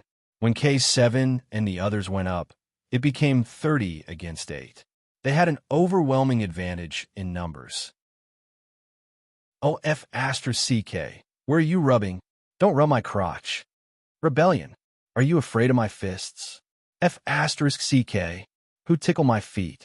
Aren't you afraid of my foot getting infected? Don't, I'm ticklish, haha. F***CK, save me, I can't take it anymore. The clear river water, which was so shallow that it didn't even reach their calves, was filled with laughter and laughter. It had become a paradise for this group of young Special Forces soldiers who had been on the move for 3 consecutive days and 2 nights to relieve their stress. The smoke from the battle was washed away by the clear river, and the thick stench of blood was washed away by the river water. Finally, it disappeared. Yi Qian saw the old soldiers being bullied by their new comrades and heard some inappropriate sound from time to time. Although she felt a little embarrassed, she didn't want to avoid it. Instead, she smiled until her eyes were like crescent moons. She didn't even hear the man beside her calling her name a few times. Lieutenant Colonel Xia saw that all of her attention was on the river. His eyebrows, which seemed to have been meticulously trimmed with ink, were raised high. Then he bent down, so close that his thin lips brushed against her earlobe. He whispered with a smile, "Do you want to go down and play in the water too? I'll carry you over. Let's splash some water together." Chapter 45:21. The comrades in the river were having too much fun. Yi Jian had never seen them, who had always been steady, play like children in the river. She was completely unaware that the man beside her suddenly spoke to her at such a close distance. She, who was unprepared, felt his thin lips close to her ear. His low voice was as clean as the snow from Tian Shan Mountain. It went straight into her ear like a thin hook and then fell into her heart. She didn't know if Xia Jinyuan did it on purpose, but when he leaned over to talk, E6 looked over while laughing loudly. He even shouted, "Captain Xia, hurry up and get down." Then, the last word of our warning was cut off. It was cut off with 2 crisp cracking sounds. When the voice was cut off, the 2 eyeballs almost popped out of their sockets. Due to the shock and the fact that he was standing on a big rock on the riverbed, his 6 feet slipped and his tall body fell straight down. K7 steadily reached out to catch his comrade, who was sliding down the big rock. His gaze calmly looked to the left. E6, who had steadied himself, shouted again, "Captain, you're molesting Qing Niao." K7 silently retreated to the side. He needed to stay away from this kind of comrade who had no foresight and was so stupid that he couldn't save him. He didn't want to be implicated. It wasn't that E6 didn't have foresight, but the conversation he had with Z7 was still in his mind, so he didn't think about what he said at all.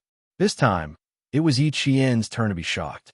The man beside her suddenly kissed her ear, and even more unexpectedly, her comrade saw it.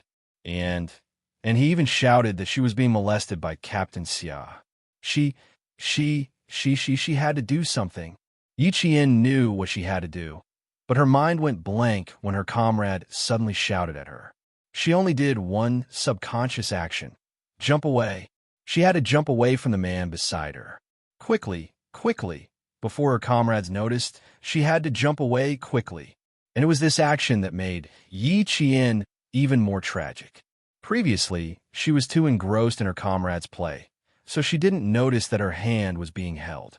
Now that she was jumping away, perhaps the always black-bellied Captain Xia didn't expect her to suddenly jump away violently. He held her hand and said, "Be careful." Then he pulled Yi Qian, who was as frightened as a little white rabbit, and pulled Yi Qian firmly into his arms. Previously, he was holding her with one hand, but this time, he was holding her with both hands. The moment he pulled Yi Qian, who was about to jump away, into his arms. Captain Xia's time, and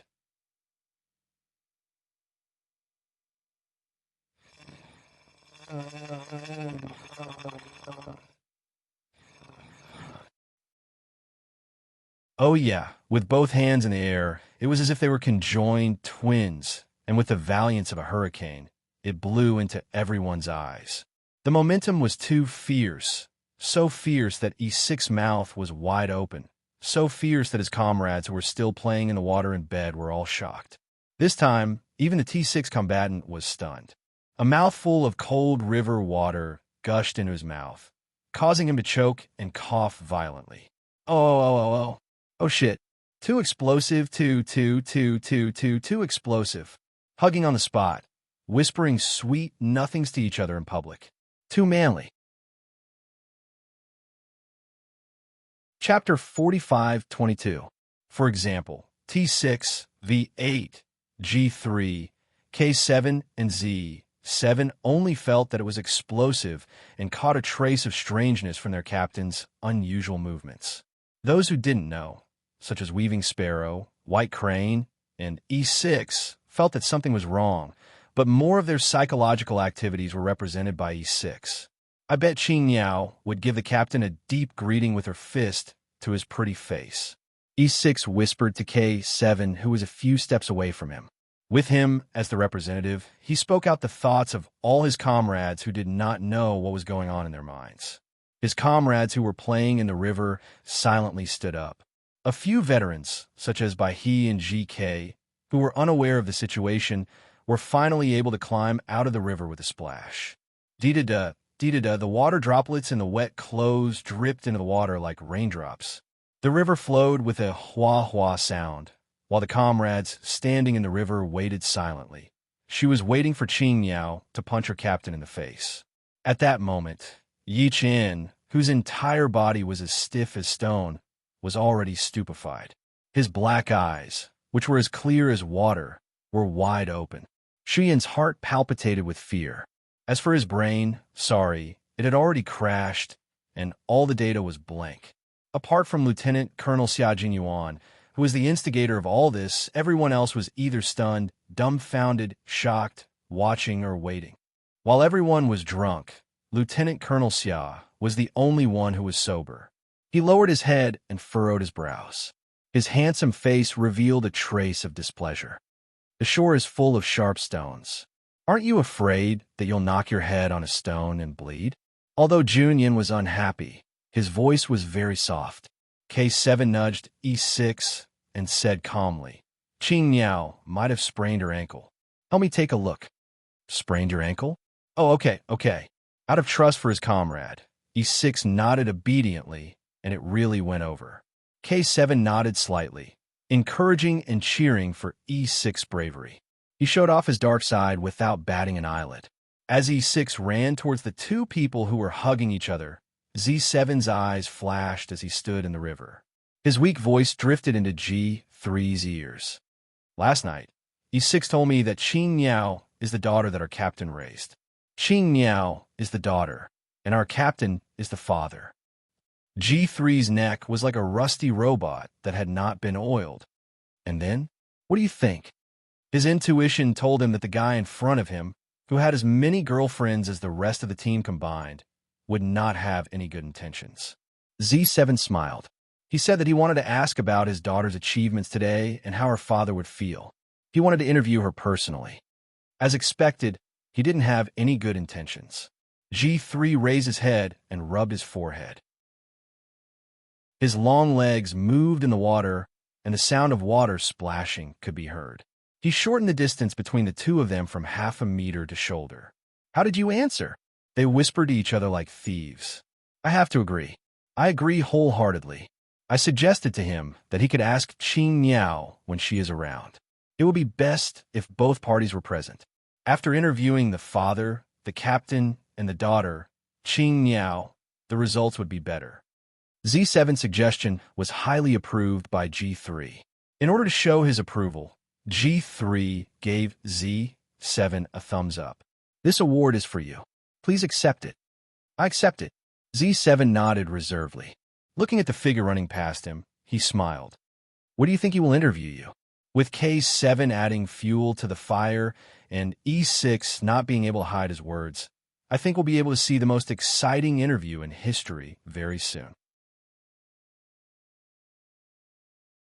Chapter 45-23. G3's professional analysis made Z7 nod. "I believe in your analysis. Now that we've showered and played, I'm a little tired.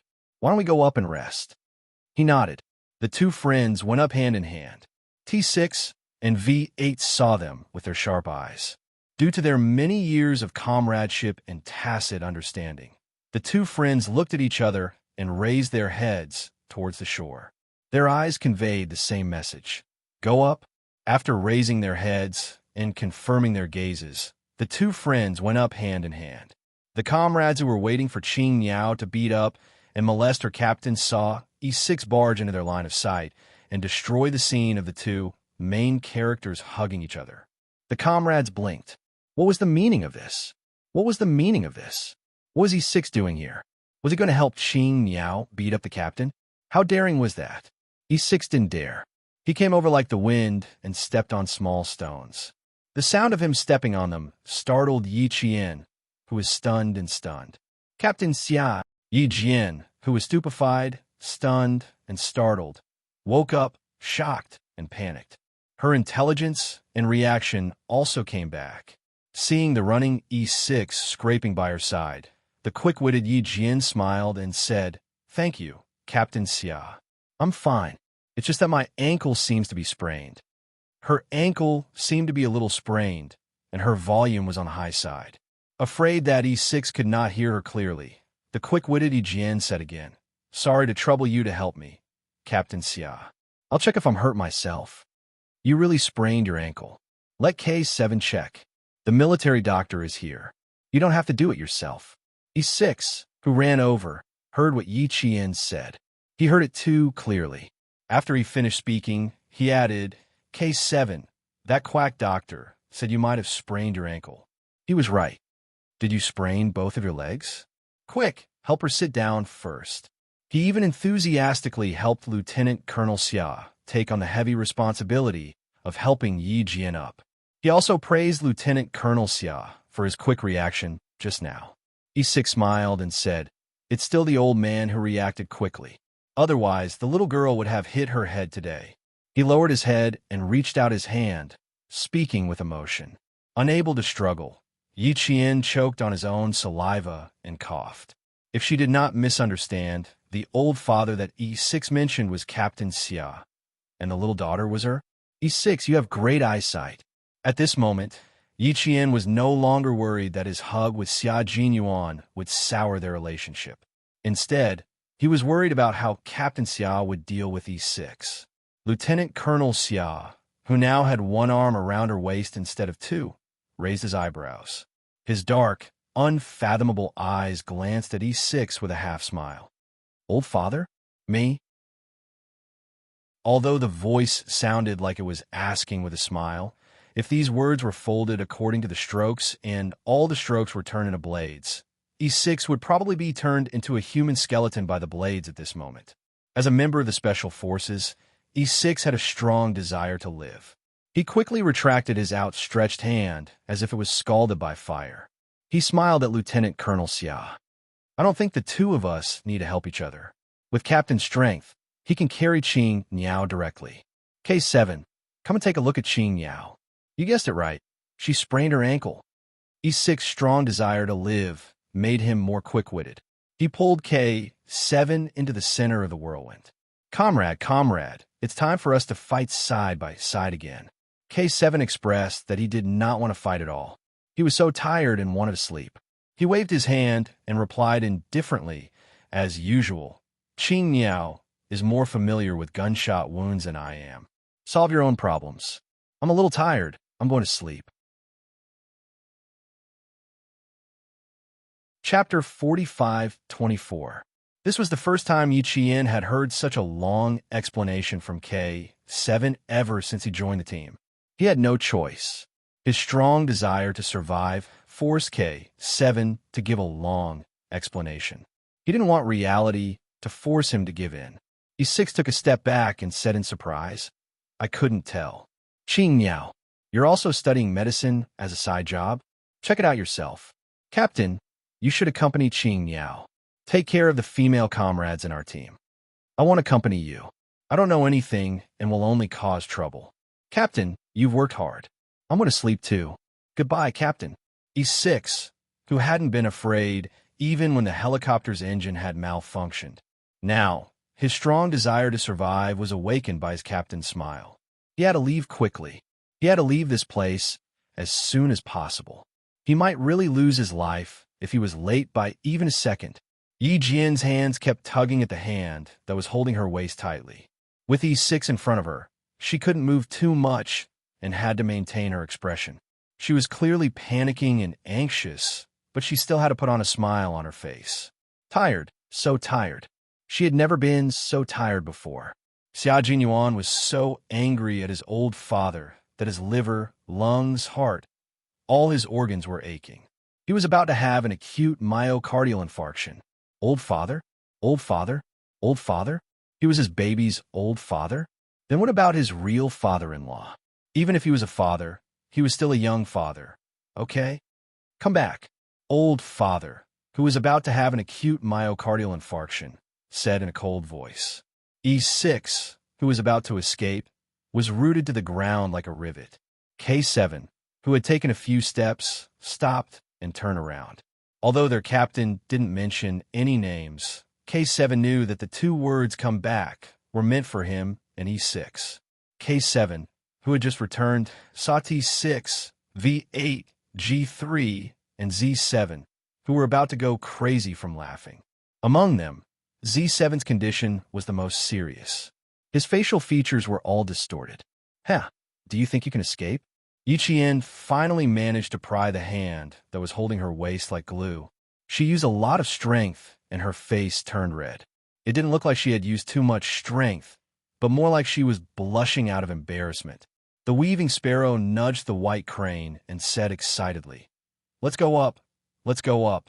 I have a feeling that something big is about to happen. Bai He, who came from a scholarly family, was not in a hurry at all. After wringing his clothes dry, he said with a gentle smile, Let's go. If we continue washing, our skin will wrinkle.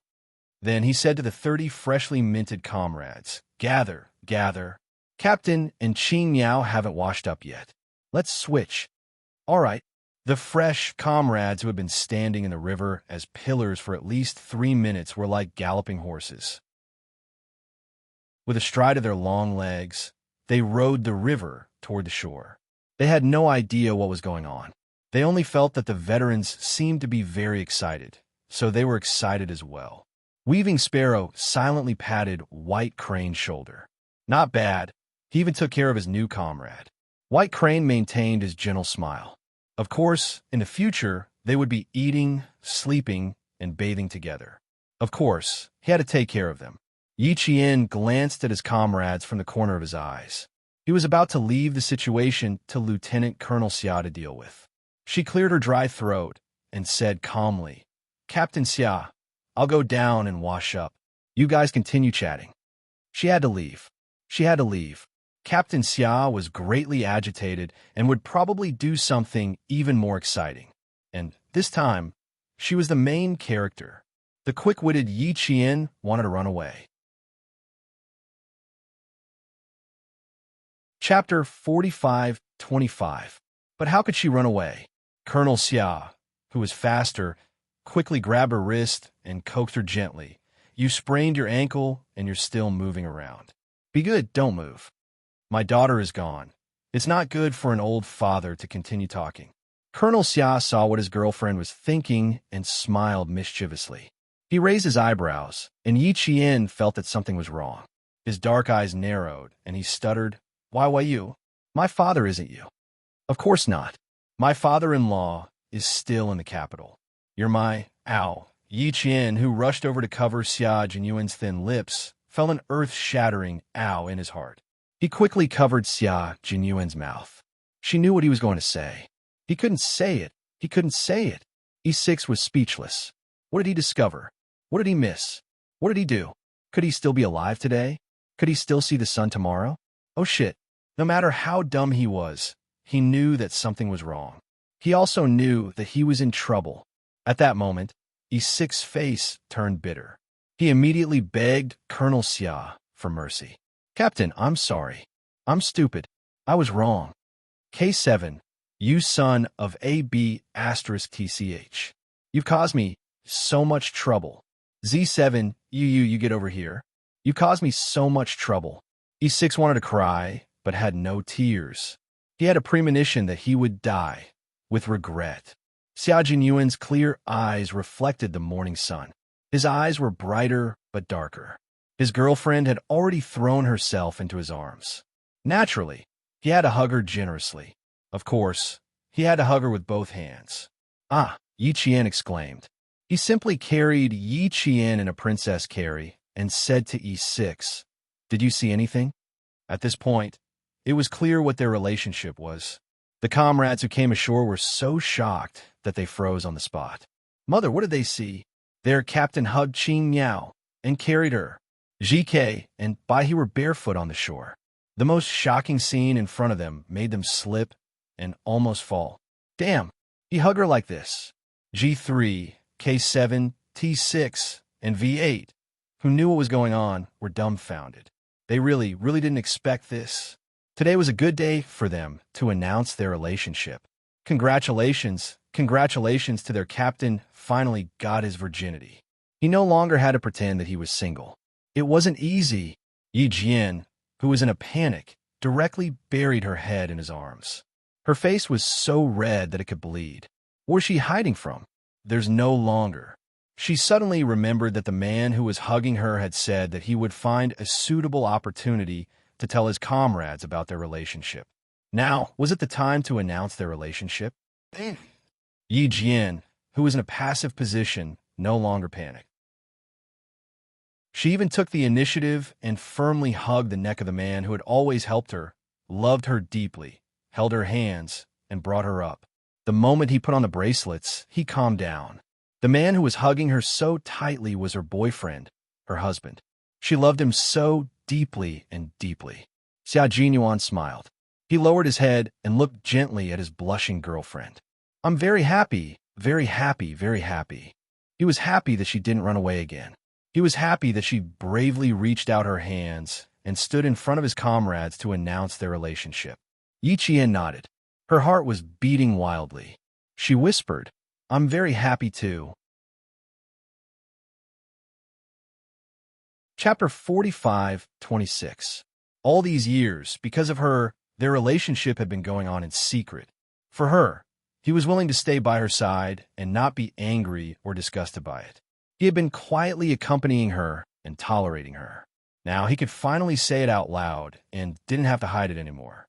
The moment he said it, Yi Qian only knew that he was really happy. He was so happy that the corners of his eyes turned slightly red. Xia Jinyuan was smiling so widely that there was no coldness on his handsome face. He looked up and asked E6 with a smile, Did you see anything? E6's heart was beating fast, and his head kept nodding. I saw it. Captain and Qin Yao are a couple. Yes, she and Captain Xiao were a couple. E6 was about to cry. He didn't know how many times he had slapped himself in the face. Who asked you to talk nonsense and be so insensible? An old father raising a daughter. You're in trouble now. Captain was like the king of hell. With his methods, he probably had hundreds of ways to deal with him. Tough. They had to go through thick and thin together. His comrades couldn't escape because of him. Then, E6, who had recovered his intelligence, immediately started to flatter him. Captain, you and Qin Yao are a couple. I wish you and Qin Yao a long and happy marriage in advance. May the two of you have children soon. Not bad, very good. Xiao Jinyuan smiled in satisfaction. As for Yi Qian, his face was still red, so red that it was almost burning. After flattering him, E6 slapped his thigh and said, I was wondering why Z7 insisted that I interview an old father raising a daughter in front of Qin Yao last night. It turns out that he's as blind as me. There was K7 just now. This quack doctor has to leave. You and Qin Yao were clearly having a good chat, but you had to say that Qin Yao sprained her ankle and asked me to come over to help. Isn't this ruining your plans? These two guys are so uneasy. If you didn't see the sun tomorrow, those two guys wouldn't see him either. They had to go through thick and thin together. No one could escape. Hearing the blushing Yi Qian say softly, Captain Xia, put me down first. It was obvious that Z7 and K7 had done on purpose. They wanted to watch the drama unfold. However, no one had expected E6 to say it out loud, leaving Captain Xia with no way out. Yi Jian didn't blame Z7 and K7. The veterans of the Shuiyu Brigade were all the same. They were all people who liked to watch a show. They liked to have fun when they didn't see each other. With Captain Xiao's temperament, the three of them would not have an easy time. Xiao Jinyuan naturally knew this as well. He really didn't expect K7 to be so good at manipulating people. Even E6, who was considered good at manipulating people, became an idiot in front of him. With just a few words, he managed to trick E6 to come over and take the lead. Actually, they didn't mean to expose his relationship with Yi Qian. They just wanted him to put on a good show. Who would have thought? The stone is a little slippery. Stand properly. Xiao Jinyuan carefully put Yi Qian down as if he was protecting a treasure. His voice was so gentle that it made E6 shiver. It was too soft and too soft. He was treating Yi Qian like a glass doll. Didn't he beat up Yi Qian until he was hospitalized during training? Now, he knew how to cherish it. Also, that expression of deep affection was very unlike his style. A tiger turned into a kitten. Damn it, the change was too big. He couldn't accept it. After successfully dragging his comrade down, E6 silently looked away. As a single man, the love in front of him made his heart feel stifled. It was as if he had eaten grass and had indigestion. Standing still, Yi Qian uncomfortably brushed her short hair that was messed up by the wind. Although she was very uncomfortable, the shyness on her little face was no different from that of a newly married woman. Luckily, the Special Forces soldiers had good mental fortitude and were able to stay calm. Chapter 45:27. Xiao Jinyuan held her hand and stood properly. He looked up slightly and saw that his comrades were all standing still as if they had been immobilized. They were staring at the two of them. Obviously, they had not recovered from the shock. Some of them probably weren't clear enough. He raised his hand at Z7 and smiled. Come here, come here. Go, it's your turn. Good luck. G3 immediately let go of their hands and pushed Z7's back at the same time, revealing a motherly smile. Don't be afraid, you're not fighting alone. Z7 was about to cry. His mother, Family Xia, number 6, had successfully gotten married. Why was he the one who was afraid in the end? Why did they have to involve him when they were dating? Couldn't they just let him leave quietly? If I'm not wrong, our captain and Qin Yao are in this kind of relationship. Number 17 pecked her right hand with her left hand and added, it's a kissing relationship. No way, it doesn't seem like it. Why haven't I heard the veterans mention it before? There must be a mistake. I can say that when E6 ran over, I thought he liked Qing Niao and was angry when he saw our captain molesting Qing Niao. He ran over to our captain to settle the score. The new Special Forces soldier was successfully blasted in the back of his head. What are you thinking? Don't say that to our captain. Otherwise, you'll get it. Stop arguing. Stop arguing. Let's continue watching. Why did our captain ask Z7 and K7 to go over? I feel like it's going to be more exciting. Let's just watch. Don't comment casually. It's best if we shut up. Shut up. Don't say anything. Think about our captain's inhumane methods. The 30 new Special Forces soldiers remained silent out of respect for their captain, Lieutenant Colonel Xia. They didn't say a word and just watched with sparkling eyes. The excitement continued. They couldn't miss it. Weaving Sparrow and White Crane, who were holding hands, stood beside G3 and looked at him thoughtfully. The two of them turned to look at G3, who was standing in the middle, and said in a serious tone, "You must know something. You will soon know what I know. Don't talk. The best part is yet to come."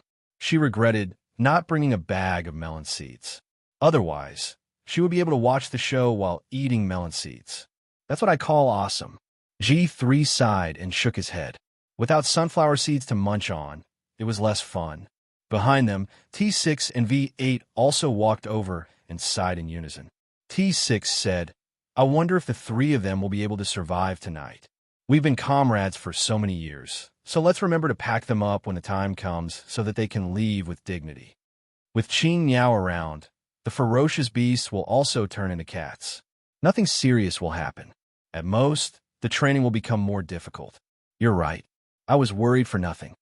The show is about to begin. Quick, hold your breath and shut up. Z7 walked up to Lieutenant Colonel Xia. Before he could say anything, Xia Jinyuan smiled and said, "My father, Qing Niao's daughter? I was wrong. I admit my mistake. I sincerely admit my mistake." So what if he had a backbone? If it was for survival, he could throw it away. Z7 was willing to throw it away for survival. Xia Jinyuan gave him a creepy smile and turned to look at K7. He sized him up and sighed. "I didn't expect our military doctor to be the final boss. I'm impressed." K7, who had regained his indifference, glanced at him coldly and said, "You're welcome. I'm sure the two of you don't know what kind of relationship I have with Yi Qian. Come, take a good look." Lieutenant Colonel Xia, who couldn't get over this hurdle, put his arm around Yi Qian's shoulder and said to her, "Baby, I still have to verify your identity. I really don't want to be your father. Close your eyes. Give me 5 seconds." Chapter 45:28. As a single man, when he six heard their captain say, "Close your eyes and give me 5 seconds," his brain seemed to have been wound up. As soon as his ears heard it clearly, his brain had already made the judgment of minimizing the damage to a single man. He even spoke before Yi Qian, "Captain, we all know really. Why don't you let everyone disperse first? And you and Qing Niao continue for another 5 seconds. Please let the single man off. If this goes on, there's no need for Captain to punish him. He'll be hurt so badly on the spot. Single men can't stand to see people being lovey-dovey next to them." K7 and Z7 were serious pillars and decided not to say anything more. The more they said, the more mistakes they would make. It was better to keep silent. As for E6, he could say whatever he wanted. After all, he was the one who started it. "Spearbird, E6, my good comrade, please continue your performance." Since Xia Jinyuan had decided to make their relationship public today in front of his comrades and eliminate all potential love rivals in one go, he had to make sure that everything that happened today was engraved in everyone's hearts. Even if they had any thoughts in the future, as long as they thought of today, he wouldn't need to take the initiative to attack. He would just obediently shut the door and crush those thoughts. The veterans were already a little distracted by the only female soldier in the team, not to mention the new comrade. Most importantly, the average age of this group of guys was only 24 years old, a full 3 years younger than him. Comrade Xia Zhongxiao was in the golden age of a man. Just because someone called him old father, he actually felt a sense of age crisis. Yi Qian, who was in his arms, blinked his eyes. Blissfully, He felt that something was wrong. He calmly advised, "Captain Xia, calm down. I don't mind either. No, I can't get past this hurdle. Just 5 seconds, just 5 seconds. In 5 seconds, I'll let everyone know that I'm not an old father, but—" He put his arms around Yi Qian's shoulders and hugged Yi Qian in an extremely domineering yet gentle manner. He lowered his head and kissed, one after another. Look carefully, look carefully. This group of insensible guys kept causing trouble for him every day, causing him to feel a sense of age crisis. How can an old father kiss like this? He wasn't his baby's old father, he was a man. Friend. Friends. Male. Pung. Friends. Yi Jian had already guessed what he might want to do, but when he really did it, she was still stunned. Her black eyes that were so clear that they could reflect the blue sky and the day were wide open. Her lips were kissed by him, and then it was a French kiss. Yi Qian's heart was beating rapidly, and his blood was circulating at an accelerated pace. Perhaps it was because his blood was flowing too fast that it created heat. In an instant, his heart, earlobes, and face were burning red. Oh shit. Oh, he kissed her. He kissed her. Aya damn. He kissed her. Their captain was Qing Yao. Captain is mighty. Oh shit. Why are you jumping on me? Get off, get off. I'm not your girlfriend. Let go. Let go, you're strangling my neck. I'm going to suffocate. They're a couple. Our captain and Qing Yao are really a couple. They even kissed.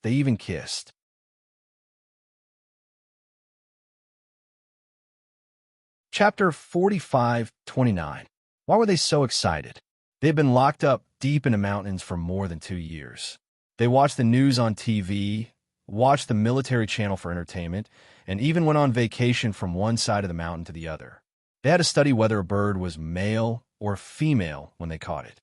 Now that they suddenly saw a live sex scene, even if it was just a simple scene of one onion and two white guys kissing, it was the most exciting thing in their eyes.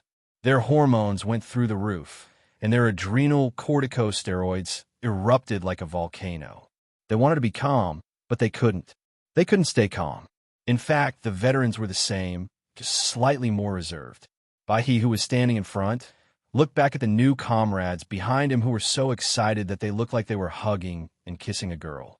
Embarrassed, he covered his forehead and said helplessly to G3, "The instructor's job must be done properly.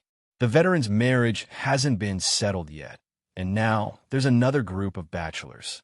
Let Q King apply for a few more social gatherings." Of course.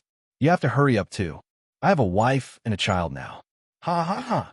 G3, who had settled his marriage and even had a child, smiled obnoxiously.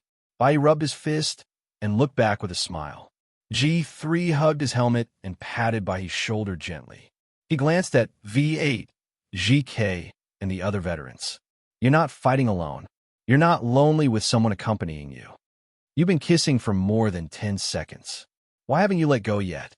Baihe released his fist and looked at the hugging and kissing figures in front of him. The breeze was gentle, and the morning sun was just right. It was a good time to relax. If Qing Yao punched their captain's back harder, he thought he would be in a better mood. After a few seconds, Xia Jinyuan, who had been punched in the back by Yi Qian, finally ended the kiss that declared his sovereignty. However, it didn't mean it was over. Close your eyes, baby. The man's clean voice came out from his thin lips. Yi Qian, whose face was so red that he looked like he was drunk, didn't even have time to catch his breath before the second kiss came. Yi Qian struggled, but to no avail. He even used his teeth to bite down on the tongue that had entered his mouth. But nothing could stop Lieutenant Colonel Xia's fiery passion. He had no choice. They had been unable to see each other in public for a long time, and they had to be careful when holding hands. Now that they could finally announce it to a small circle, even someone as calm as Xia Jinyuan could not help but feel excited. It was not an ordinary excitement. Moreover, it could be seen from the way he forcefully held the back of Yi Qian's head with one hand and tightly held Yi Qian's slender waist with the other. The two of them kissed again. Z7, who was shocked by the first kiss, shuddered. It was too awesome. It was fine if he didn't make a move, but when he did, it was as fierce as an avalanche. Since the first kiss did not work, he went on to kiss the green bird a second time. He kissed the green bird until she had no strength to resist. He had hit and kicked the green bird, but the bull-like old sixth of the Xia family still continued to kiss and kiss the green bird. The 27-year-old virgin chicken was bold and unrestrained enough. After sighing in his heart, Z7 immediately added, "Congratulations, the dark clouds have parted to reveal the bright moon. From now on, you are Yi Qian's boyfriend, and Yi Qian is Xia Jinyuan's girlfriend. From now on, all of us will know. Kiss her properly, and kiss her longer. We don't mind at all." At this moment, not only did E6 see it, but the group of comrades who came ashore also saw it. Everyone saw it. They kissed again and again. Qing Yao did not beat up Captain Hai, who had molested her. What did it mean? What did it mean? It meant that both of them liked each other, that they were in a relationship, and that they were really boyfriend and girlfriend. Chapter 45-30. The only female soldier in their team, the treasure of the team, Qing Yao, was monopolized by their captain just like that. His kiss wasn't a kiss, it was DDVP, the seed of love, and he got rid of it all in one go. E6 was like a teenager who was peeking through a crack in the door. His face, which had been tanned to the color of wheat due to his training, suddenly turned red with a bang. Too exciting, but also too hurtful. Did he even consider his feelings as a bachelor? Where did the camaraderie go? Where did the brotherhood go? Where did the loyalty that went through life and death go? It was all fed to the dogs. E6, who was deeply hurt, covered his face with both hands and peeked through the gaps between his fingers. TSK. Their captain wasn't human. He was a beast. He clearly said that he would only kiss for 5 seconds, but he still hadn't let go after 3 to 5 seconds. Hey, there's still sound. It's a French kiss. Didn't he see how Qing Yao was fluttering like a little bird? Her little arms were fluttering. Why did he feel like laughing again? E6 covered his face and peeked. Z7, who had finished his narration, was watching with interest. He continued to look at K7, who was still calm and collected despite the exciting scene in front of him. TSK, did you see that?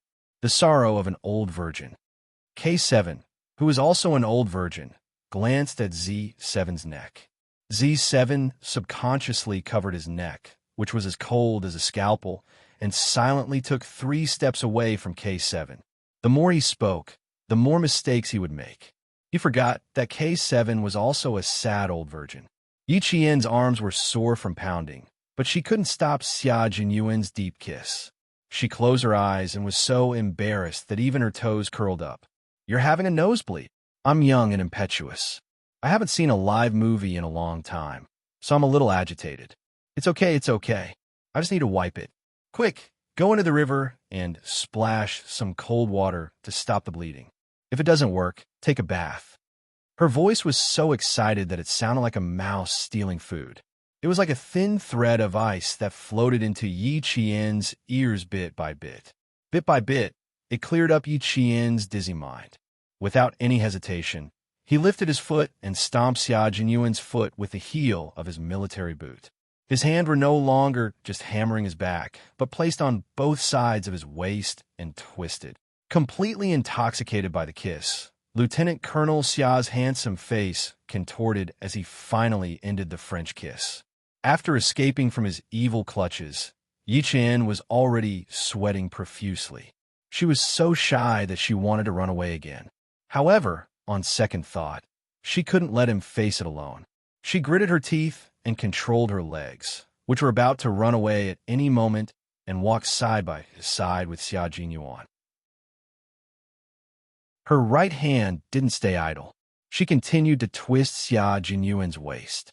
As she twisted, she maintained a smile and gritted her teeth. "Captain Xia, remember this. I'll teach you a lesson when we get back." Yes. You can do whatever you want of me when we get back. You can do whatever you want in bed. I'll obey." Xia Jinyuan, who felt both pain and sweetness, firmly maintained his policy of not resisting or refuting his girlfriend's harsh words. He would do whatever his girlfriend said. He had no choice. He was cruel to her during training, but he had to give in to her in real life. If he didn't listen to her in real life, it would be the same as giving the girlfriend he had spent so much effort to win over to another man. His show of weakness made Yi Qian feel helpless. She glared at him and finally stopped. Xia Jinyuan smiled like a cat that had stolen a fish. He held Yi Qian's hand tightly and said in a clear voice, "Come, come, come, comrades. Let me introduce you. This is my wife. From now on, I'm no longer single and have a wife. Give me a round of applause." Chapter 45:31. As for applause, to be honest, not many of them wanted to give it to him. Even if there was applause, it would be for Qing Niao and Yi Qian. How much courage did it take for her to accept the position of captain? Presumably, they must have avoided him before and wished that this person would disappear. However, the applause still rang out, and it was quite enthusiastic. Some of the 30 new comrades were even clapping and shouting, "Good, good, good. Good, good, good my asterisk SS." As the saying goes, rabbits don't eat the grass near their burrows, but he ate it all. He ate the grass that was the sole seedling. Angry. Applause? Good. Can't you give me a punch? Of course not. In order to survive, they had to do well. Even if they had to grit their teeth, they still had to applaud. Come, come, come. Let's applaud for this historic moment, brothers. E6, who had always been driven by a strong desire to survive, took the lead. He was the first to clap, and he even shouted for all his brothers to clap. Clap, clap, clap, clap, clap, clap, clap, clap, clap, clap. The applause was very enthusiastic, but Yi Qian felt that it didn't feel like applause, but more like slaps. They stared at Captain Xia with a fake smile. She didn't know whether to laugh or cry as she originally wanted to turn around and run. "Captain Xia, you're really asking for a beating." Amidst the tide-like applause, Yi Qian stood on his heels and sighed. "Even I want to beat you up, not to mention the comrades you forced to clap for. You're even giving some applause? Shame, Captain Xia, shame on you." The shameless Xia Jinyuan revealed the most standard eight-tooth smile. His handsome face was bright, like the pine trees in the mountain stream, like the bamboo under the moonlight, elegant and noble. "I'm happy today. They want to beat me up, but they don't have the guts." He rarely indulged himself. Ever since he joined the army and took over the Snowfield Brigade, he had been restraining himself and being cautious. He was afraid that the slightest mistake would cost him his life. When he took over the 30 recruits, the 30 of them were like 30 mountains pressing down on his shoulders. Even if he couldn't breathe, he had to grit his teeth and continue on. He knew that he would often go abroad to carry out missions. So he took advantage of the time when he was still in the army to fully understand the strengths and weaknesses of the 30 recruits within a week. Then he arranged for their daily training. Even when he went abroad to hide for nearly a year and a half due to Cobra and did not return to the army, the training of the 30 recruits in the army was never delayed. Day after day, year after year, he would only indulge himself when she was by his side. Little Fox often said that she was lucky to have met him, but in fact, Xia Jinyuan gazed affectionately at her beautiful face. He reached out and gently patted her head. In an instant, the applause reached a climax. He smiled and said, "Now that we have some time, just come back with me." After this short period of time, there would be more than 40 days of high-intensity and life-threatening training. After indulging himself, his heartstrings continued to tighten. He was still the captain of the Snowfield Brigade, still the captain who hit and scolded his own girlfriend during training. It had been a long time since he was so happy and impudent. Just let him rest for a while. He smiled as he spoke, but Yi Jian's heart ached when she heard that. She felt sorry for him. He had always held her hand tightly and had done so much for her. She had to do something and say something for him. She couldn't just let him be the only one singing. She had to respond to him. She loved him deeply, so it was normal for her to respond. Chapter 45:32. Just as he was about to say something, Z7, who was clapping against his will, took advantage of the fact that Xia Jinyuan wasn't paying attention to him. He moved closer to Yi Qian and whispered, "Qing Niao, my applause is for you, not for him. Whether or not we can live a good life depends on you. Please take good care of him. Whether or not we can live to see tomorrow's sunrise depends on you." After offending someone too much, he had no choice but to find someone to back him up. Yi Qian smiled and turned his head. "No, no, no. My man and I will definitely be on the same side. So, brother, if you have the guts to instigate E6 to challenge Captain Xia's temper, you should have the guts to receive Captain Xia's response." "The heavens want me dead." Z7 sighed sadly and clapped even louder and harder. He hoped that the husband and wife of One Heart duo would be merciful when they saw how hard he was clapping. He really knew he was wrong. Xia Jinyuan, who was enjoying the warm applause, tightened his grip on Yi Qian's hand after he answered Z7's question. He heard Yi Qian's answer and received a response. He was so intoxicated by the love that he could face together with her. He was willing to be driven by her for the rest of his life. He wanted to keep his life and accompany her for the rest of his life until his hair turned white and he was buried deep in the earth. Yi Qian looked down at their tightly clasped hands and no longer lowered his head out of embarrassment. He took a step forward and raised his head slightly. His clear voice was like a wind chime swaying in the wind, cheerfully drifting into the ears of all his comrades. "Hello, comrades. I'm Yi Qian. From now on, your captain is my man. My man is under my protection. Thank you. My man is under my protection." Such a domineering declaration shocked all his comrades. The applause that never stopped grew louder. Domineering, domineering. As expected of Qing Niao, so domineering. Good, good. Domineering Yi Qian. Yi Qian, if I find a girlfriend in the future, I must find someone like you. I also want to be protected by my wife. Dream on. There's only one Yi Qian. Where are you going to find someone like Yi Qian? Xia Jinyuan was also shocked by his woman's domineering declaration. Oh, why did he feel that it was good to be coaxed? Why did he feel like his body was floating? Happy, there is only one word to describe it. Happy.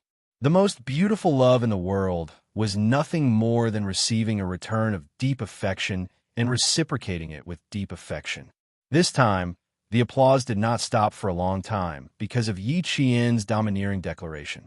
Although they were disdainful of him, they were all sending their blessings from the bottom of their hearts. They sincerely wished for their captain and comrade to be happy forever. The sky was clear and boundless, and the mountains were majestic. A pair of lovers in camouflage stood side by side between the mountains and the water. They would also fight side by side and climb to the peak together. The applause stopped, and the most lively moment quietly passed, under the smiling gazes of his comrades. Yi Qian, who had not yet finished washing himself, hugged his helmet and plopped into the river with a red face. His declaration was very domineering, but it did not last long. Now that his tender face was burning red, he urgently needed to calm down. The clear river flowed. Yi Qian bent over to wash his face. He looked at his face reflected in the rippling water. His brows were delicate and beautiful, his eyes were watery, and his lips were red and glistening.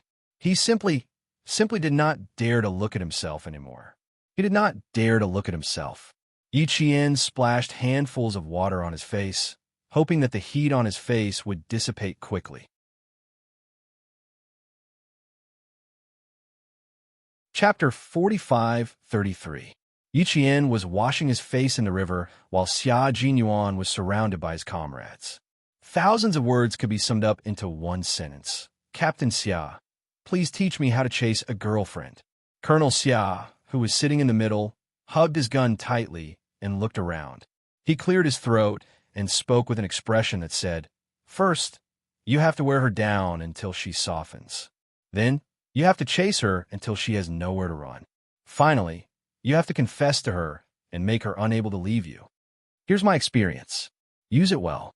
Who knows, maybe one day you'll get what you want." That's not right. I used to wear down a girl too. In the end, the girl said to me, "Can you stop being so annoying?"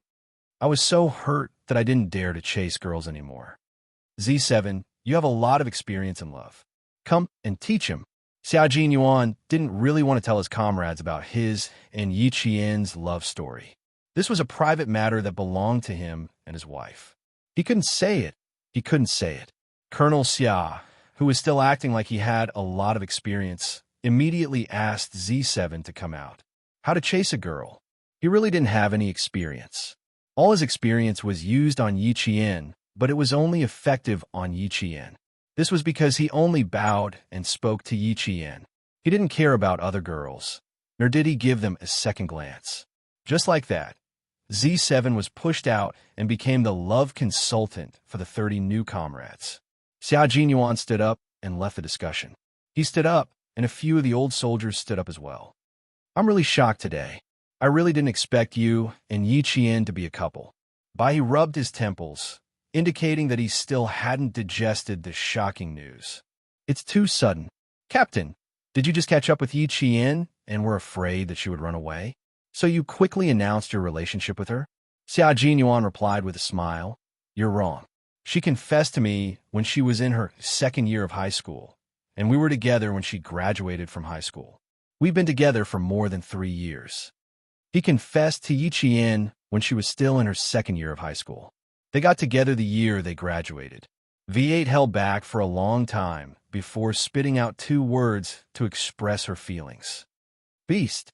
If you don't act like a beast, are you going to wait for your love rival to line up? Make your move when you need to, or you'll regret it. Xiao Yuan took the word beast calmly and said, Luckily, I managed to get Yi Qian in time. Otherwise, I'd be single like you. Don't call me a beast. You should be a beast for once too. The T6 combatants are already engaged, so you have to hurry up.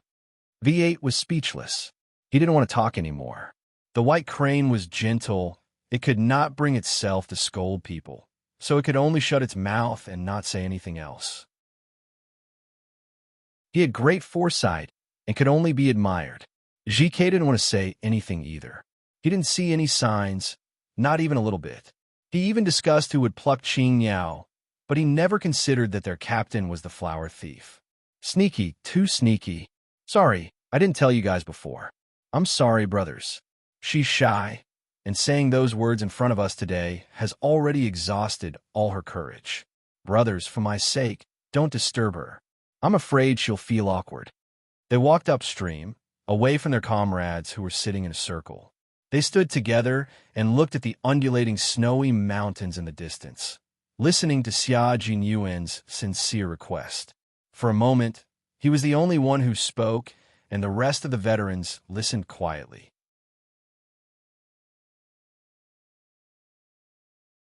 Chapter 45-34. Xiao Yuan deliberately passed the topic to Z7 and gave him a look before he left. He wanted to take the time to tell the veterans what he was thinking. They were all brothers who had gone through life and death with him. There were some things that he had to say clearly. There was a reason for this. After hiding it for so many years, he definitely had to apologize to them. Once he said it clearly, they would naturally understand why he had kept it a secret for so long. I still have to ask you guys to help me remind them not to say too much. I'm afraid they don't know what's important. It's obviously a good thing, but it sounds sour and makes her angry. When the time comes, I'll probably have to kneel down and apologize. They all listened carefully and nodded solemnly, indicating that they would take it seriously. In the end, he said, I'll probably have to kneel down and apologize. Instantly, the veterans couldn't help but laugh. Bai punched him on the shoulder and laughed. All right, I know you're a henpecked husband, so I'll leave you some face. I like to see you kneel down. I hope I have the chance to watch the whole process. Xiao Yuan raised his eyebrows and glanced at Ji Quebec. Don't think too much about unrealistic things. You don't have much of a brain to begin with. I'm afraid you'll have to drink brain tonic in advance. Captain Xia, how did you manage to get Yi Qian? How did you get such a good girl into your hands? With that mouth of yours, you should be single for the rest of your life. GK glared at him. Xiao Yuan threw his head back and laughed. Brother, I've used all my strength and tenderness on her. Tell me, how many good things can I say to you guys? All right, let's all disperse. We can't continue chatting. The more we talk, the more our hearts ache. Ah, I want to find a girlfriend. Ah, I want to find a girlfriend too. Ah, let's find a girlfriend together. Oh, damn, I don't want to find a girlfriend with you guys. Having a girlfriend together is too scary. You're asking for a beating. Beat him, beat him, beat him with all your might. The sun was shining brightly. A group of iron-blooded men who had fought for their country stood at the foot of the mountain ridge. They put their hands on each other's shoulders and raised their heads towards the edge of the mountain, towards the end of the sky. They shouted until their faces turned red, until they bent down, and until their laughter was as clear as a spring under the moonlight. It was a happy day, and it passed quickly. The Special Forces soldiers who were already in the bulletproof transport vehicles held their rifles tightly in their hands. Xia Jinyuan was driving while Yi Jian sat in the front passenger seat. Their eyes met occasionally, and they couldn't help but smile. This was really, really, really good. The sun began to set in the west, and a big red fireball was right in front of the vehicles. 5 bulletproof military transport vehicles chased after the sun, tireless. Someone stood on the weathered rock and set up a camera to find the best position to take the most beautiful picture of the sun in the west. Suddenly, a car broke into the frame. From the perspective of the camera, the car just happened to break into the center of the red sun and was driving side by side with the sun. Gotcha! Gotcha! The person taking the photo kept pressing the shutter, taking one photo after another. Then, she put away her expensive camera and jumped away from the rock.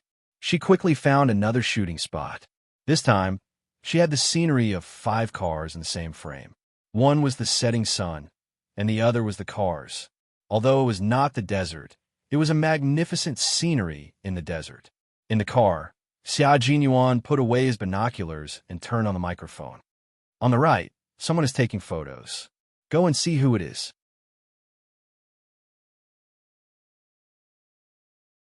Chapter 45-35. The 5 bulletproof military transport vehicles were heading towards the Gobi Desert. They arrived at the helicopter landing site around noon and took the helicopter before driving the vehicles to the Gobi Desert. They were just about to enter the Gobi Desert. The Gobi Desert was covered by coarse sand and gravel. It was rough, desolate, and the dry surface was blown by the wind. It was a deserted place where most soldiers trained in the wild. It was rare for someone to come and take photos, let alone chase after their vehicle. As a professional soldier, Xia Jinyuan immediately ordered the members of the 5th vehicle to check it out. If it was an ordinary photographer, he would ask them to leave. If it was someone with ulterior motives, he would send them to jail for 10 days to half a month before interrogating them. The members of the 5th vehicle received Xia Jinyuan's order and immediately replied, "Roger that. Target locked. Turn right and leave." Roger that. The 5th bulletproof military transport vehicle turned right at a mountain fork and headed towards their target. Yi Jian fell into a deep sleep. She did not know what had happened. She had been tired for the past few days, and there was such an exhausting scene during the day. She could not bear it anymore. Although the Gobi scenery was spectacular, she slept soundly with the rocking of the car. After the 5th vehicle left, the rest of the vehicles stopped to refuel. Yi Qian, who was sleeping with her gun, suddenly woke up. Her first reaction was to jump out of her seat and ask, "Why did you stop?" "Someone chased after our vehicle and took photos. Let's go take a look." Xia Jinyuan pulled the handbrake. Seeing that her helmet was tilted to one side and there was a sleeping mark on her left cheek from the straps of the helmet, he couldn't help curling his thin lips. He smiled and reached out to help her put on the helmet. "Did you sleep well? If not, continue sleeping. It's not a big deal. It'll be solved soon." Yi Qian jumped back in her seat and yawned. She stretched her arms and legs and said with a smile, "I'm not sleeping anymore. I've slept for a few hours. Let's get out and see the Gobi Desert scenery." "Okay, let's get out and stretch." No matter what she said, Xia Jinyuan nodded. His eyes were filled with so much affection that Yi Qian did not dare to look at him directly. He even reminded him softly, "Captain Xia, don't look at me like that. You've attracted enough hatred today. If this continues, I'm really worried that I won't be able to protect you."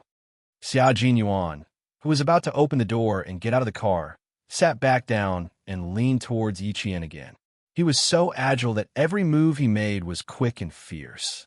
Yi Qian was startled and thought that he was going to do something in the car. He hid in the corner of the car door. Instead of dodging, Xia Jinyuan loosened his seatbelt and raised his hand. He gently pinched the tip of her delicate nose and said arrogantly, "I'll protect you." Very arrogant, very Xia Jinyuan. Don't overthink it. I know what to do. Pinching the tip of her nose and patting her helmet, the young lieutenant colonel pushed open the car door and got out of the car in an extremely handsome manner. Yi Qian, whose eyes moved slightly, pursed his lips and smiled. He also got out of the car.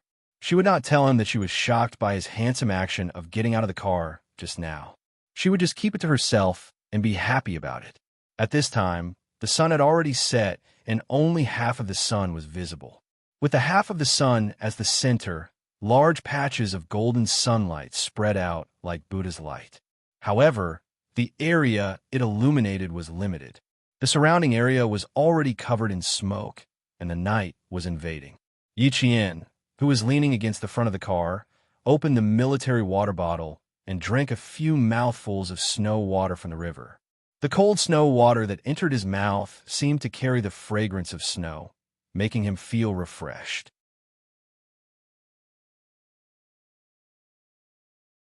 Chapter 45-36. At the end of the sky, the undulating hills were surrounded by a golden border. Finally, in the sky, they could see the hills connected, rippling up and down. The wind blew sand from the other side of the mountains, bringing with it a whooshing sound that seemed to come from ancient times. As the wind and sand rose, they seemed to see thousands of soldiers and horses galloping, opening a magnificent chapter that belonged only to this place.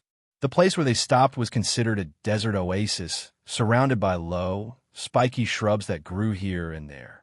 Soft sounds came from the shrubs, and Yi Qian, who was blown by the wind and sand, couldn't help but squint his eyes and look in the direction of the sound.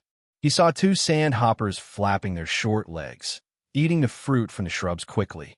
There were many species of small animals in the desert oasis, and sandhoppers were the most common. If they were lucky, they could also see wolves.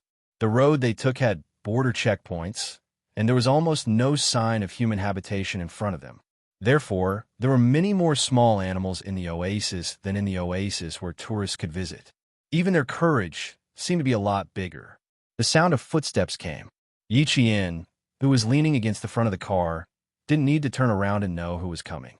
He pointed at the two sandhoppers that hadn't left yet and said with a smile, "Shouldn't they be timid?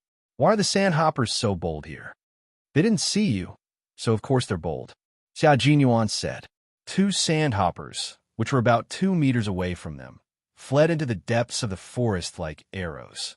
They fled very fast, leaving behind a trail of sand smoke. Yi Qian laughed and glanced at the approaching man. "Come here and scare them away. If you like, I'll catch a few for you to play with and make dinner."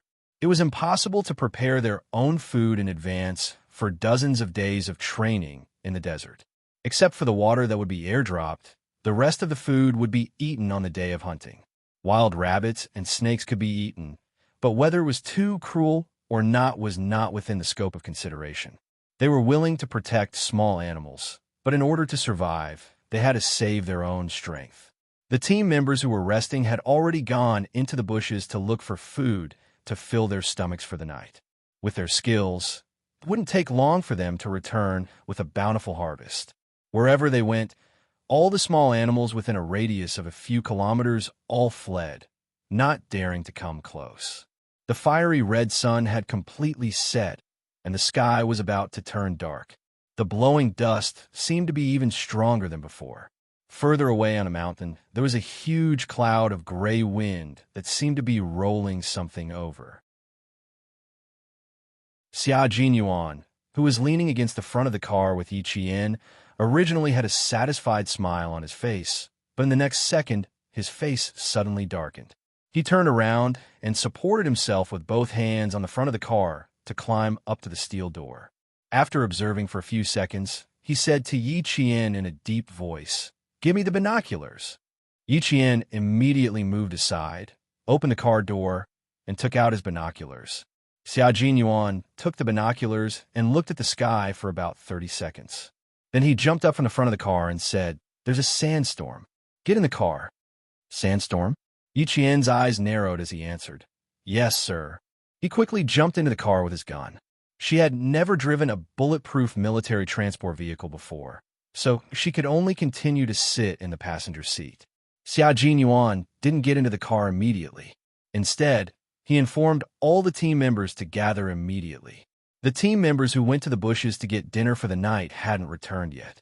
Xia Jinyuan climbed onto the roof of the car, raised his rifle, and fired 3 warning shots into the sky. The heavy gunshots startled the team members who left the team. 3 warning shots was a code for leaving the team during training. It meant that something had happened. The 6 team members didn't waste a second. They picked up the sandhoppers and snakes they caught and ran back to the team. Xia Jinyuan contacted the team members of the 5th car and asked about the situation.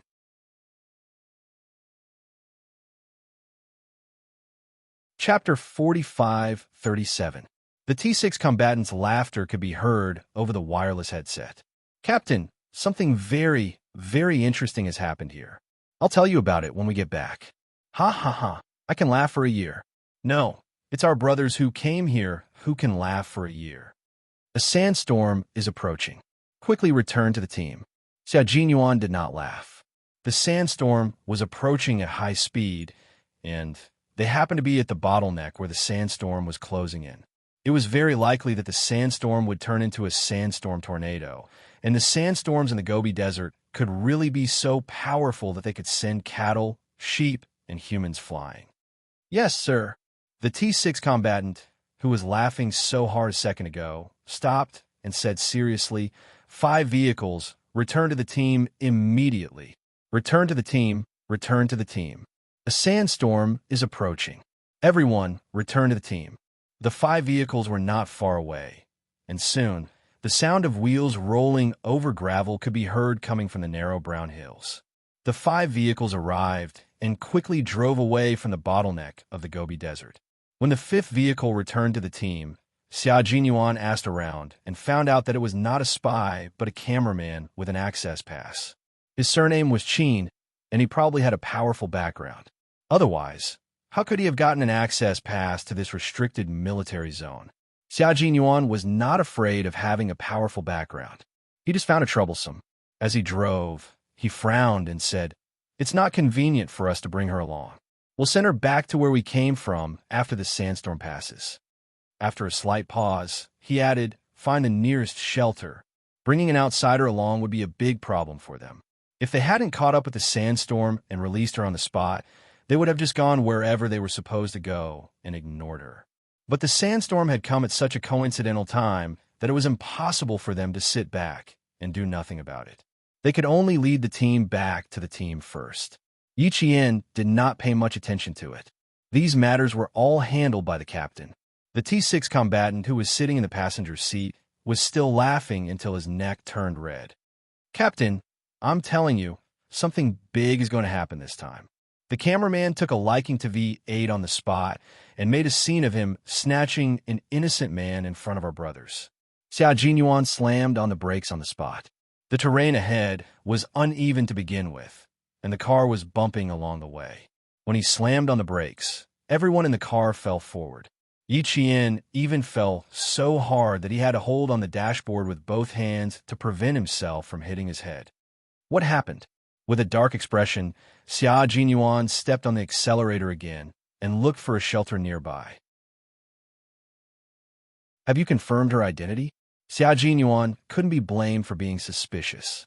Why would he bother V8 all of a sudden? The identity has been confirmed and the documents are complete.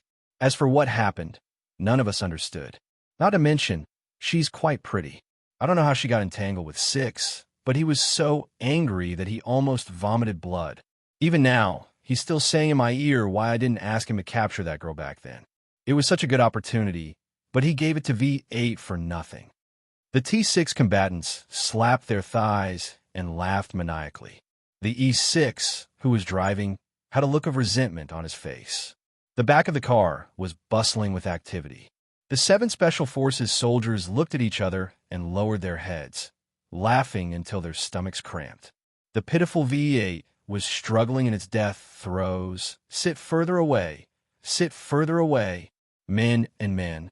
There are differences between men and women. If you like this, I can't hold a gun. Madam, I'm begging you, please sit up straight.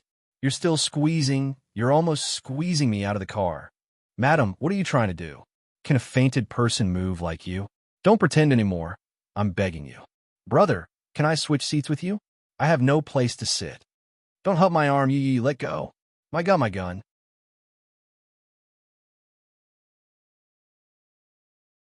Chapter 45:38. The sound of V8 struggling could be heard throughout the vehicle. He did not dare to be too loud for fear of being seen by his comrades. But the more he did so, the more he was bullied. Have you fainted yet? Stop pretending. Sit up straight. Oh my God. I'm scared of you. I'm really scared of you. It was my fault just now. I shouldn't have been so ruthless. I apologize. Please sit up straight. His comrade V8's pleas for mercy came from the bulletproof military vehicle, and there was even a rare shyness. How could he not be shy?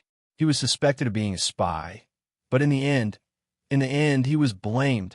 They were really putting the blame on him, putting all the blame on him, hugging and hugging. If not for him, he would have been molested by her just now. 10 minutes ago, V8, who was wearing sunglasses and had a cold expression and a murderous aura, circled behind the suspected spy from the back and took him down in one fell swoop. His movements were fast and fierce. Even if he could tell that it was a woman, V8 did not show any mercy. He pinned the person down with both hands behind her back and said fiercely, "Don't move.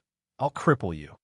At this moment, V8 was very manly and had a strong aura. After his comrades quickly checked the person's luggage, documents, and even the computer carefully, then V8 was embarrassed. She was not a spy, but a proper cameraman who had obtained permission to enter and leave. In addition to a bunch of scenery photos on the computer, there were also war photos. 8 members were deployed. V8 was in charge of the capture. 2 were on guard. 2 stayed behind. 2 checked the luggage, and 1 assisted V8. In the end, V8 was the only one who treated the cameraman, named Chin-ing, very rudely. V8 let go awkwardly. Holding steel guns and wearing sunglasses, the 8 people lined up to apologize to the cameraman, Chin-ing. At the same time, they told her that she could not chase after their vehicle to take photos, as it would be easy to misunderstand that she was a spy. Who was Chin-ing? She was a sister who carried equipment all over the country alone. She wiped the dust and sand off her face and stared coldly at the soldier who suddenly appeared. She walked up to V8 without saying a word and only said, "It was you just now, right?" She raised her sand boot and kicked V8's calf. V8 wanted to take it, but he didn't expect her kick to be so powerful, so he dodged it. After dodging, the woman in front of him sneered and pounced on him like an octopus. "Hide? You want to press me down until I eat dust? Do you still have the face to hide? I told you to hide. I told you to hide." Chin-ing, who had pounced on V8 valiantly, used her unique skill in close combat, and her fists rained down on V8.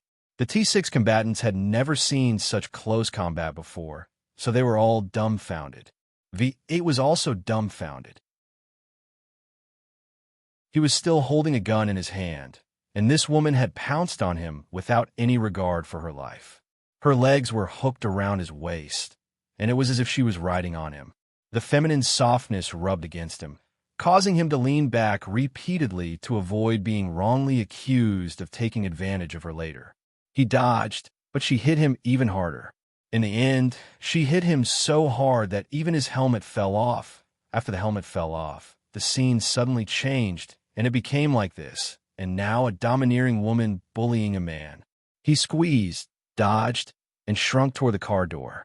He was clearly a tall man who was more than 8 meters tall, and he had practiced bone-shrinking skills. He shrunk his shoulders, abdomen, arms, and legs. He was already like this, but in the end, he still couldn't get rid of this woman beside him. In the end, V8 really had no choice. His hand touched the door lock handle, and with a heroic expression, he once again warned the cameraman who would sit on his lap if he squeezed any further. "If you continue like this, I'll jump out of the car. I'm telling you, I'll really jump out of the car."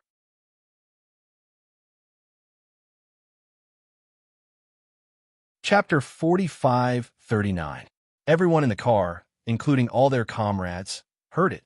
V8's wireless communicator had been accidentally turned on when he was dodging, and the news of him jumping out of the car was transmitted to everyone's ears through the public channel.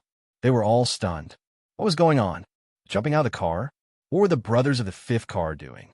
Other than the brothers of the fifth car, who knew what was going on, only Xia Jinyuan knew why V8 jumped out of the car. He wanted to keep a straight face, but failed. His mouth twitched a few times, and he said helplessly to Yi Qian, "The cameraman who just got into the car took a liking to V8, and now it's said that he's relying on V8 the whole time. How strong must he be to force V8 to jump out of the car?" Yi Jian could not help but laugh when she heard that. "That can't be. Is there another reason? They didn't hurt the cameraman just now, right? Why don't you stop the car? I'll sit over and ask. It'll be more convenient to ask since they're all women. Also, she's sitting alone with 8 big men. She's not familiar with them at all. If it were me, I'd be embarrassed too. Relying on V8 and even forcing V8 to jump out of the car, ahem." Although V8 said he wanted to jump, it was hard to believe that it was the cameraman who forced V8 to jump. There must be other reasons. "The sandstorm is fierce. Let's find a place first." Xia Jinyuan did not agree. Time was of the essence. Everything had to wait until they got out of the car. In the end, V8 did not jump out of the car. Qining, who had been tough all the way, laughed out loud and let V8 off the hook. There was no hurry. There was still time.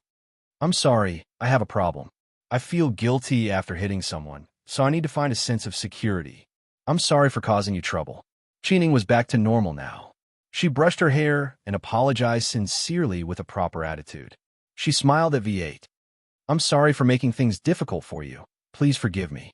Qining, who was wearing a pair of slightly tight-fitting light blue denim trousers, a white shirt, and a pair of light brown sand boots, apologized generously. Her wild and elegant temperament made the Special Forces soldiers who were watching the whole process clear their throats and reply, "It's okay. They were in the wrong first," and so on. What else could V8 say? As a man, he could not say that he was taken advantage of by a woman. He shifted his body uncomfortably and said calmly with a straight face, "Just sit still. You don't have to apologize to us. Just don't squeeze on him again." Qining raised her eyebrows and turned her head to look over. Her makeup was clean, and she had only lightly drawn her eyebrows. She stretched out her fair hand and smiled. "Then let's shake hands and make peace. Let's forget about our mistakes just now." V8 stared at the pair of white hands and pursed his lips awkwardly. In the end, he freed up a pair of hands to hold them. The contrast between black and white made the white look even whiter, and the black made the black look even darker. After a light handshake, Qining was the first to withdraw her hand. She did not get close to the V8 all the way to the shelter, nor did she make any rude movements. On the contrary, she didn't ask anything that she shouldn't have. She only asked where the equipment was placed before she took out her phone and quietly played the game Gluttonous Snake until they got out of the car. The door opened, and V8 was the first to get out of the car. Usually, his comrades would take care of themselves when they got out of the car, so they didn't need to support each other. V8 naturally did the same. Just as he took half a step forward, he suddenly smelled a faint floral perfume on his body. He retracted his half step and turned around. She raised her head and looked at the cameraman who was about to get out of the car. She stretched out her hand and said unnaturally, "Get out of the car." Qining smiled and jumped out of the car before saying, "Thank you, it's not high." Then his comrades who got out of the car winked at V8. V8 secretly lifted his foot and squeezed out a word through his mouth. "Scram."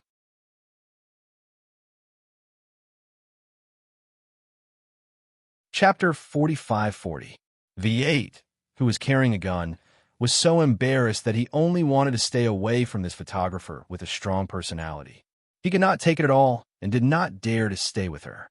The car drove for about 3 kilometers and turned into a shelter. The sandstorm from the sky was right in front of them, and there was already a layer of yellow dust on the windshield of the car. "Get out of the car! Get out of the car!" Xia Jinyuan jumped out of the car first. Then the door opened, and 8 comrades quickly got out of the car.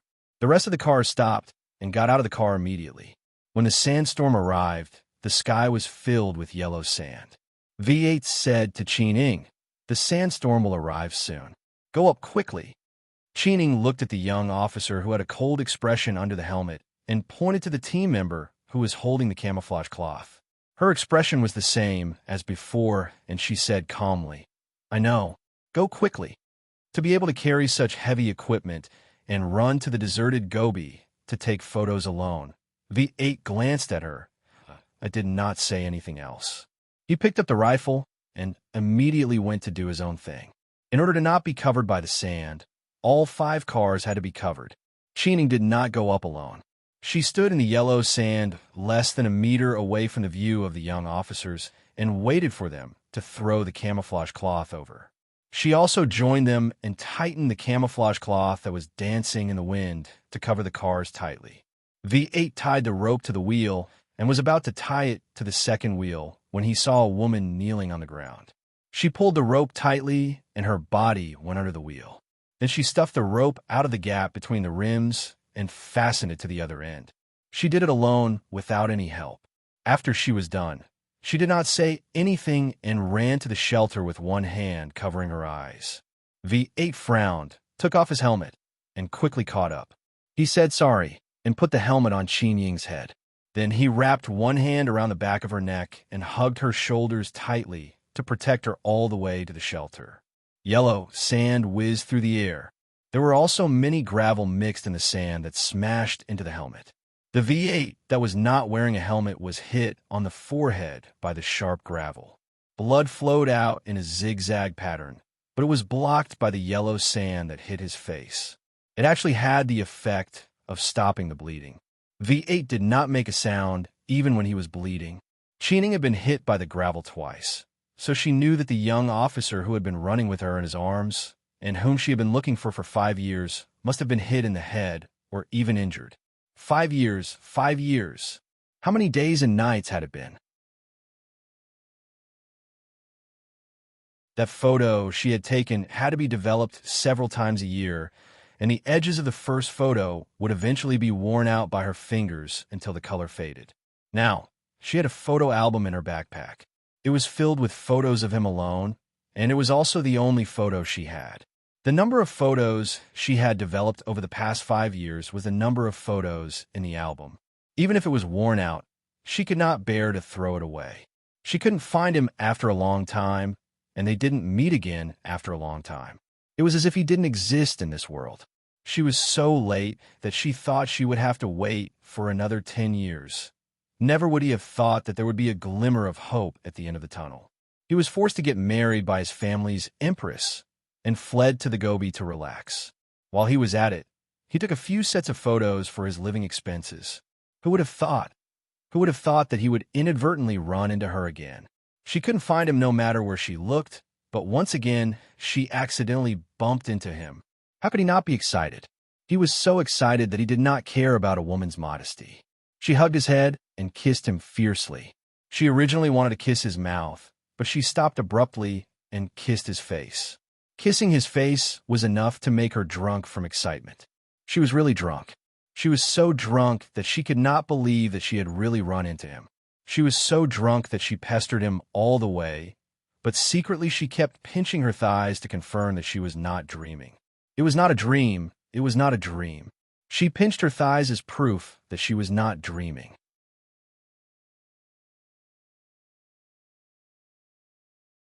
Chapter 45-41.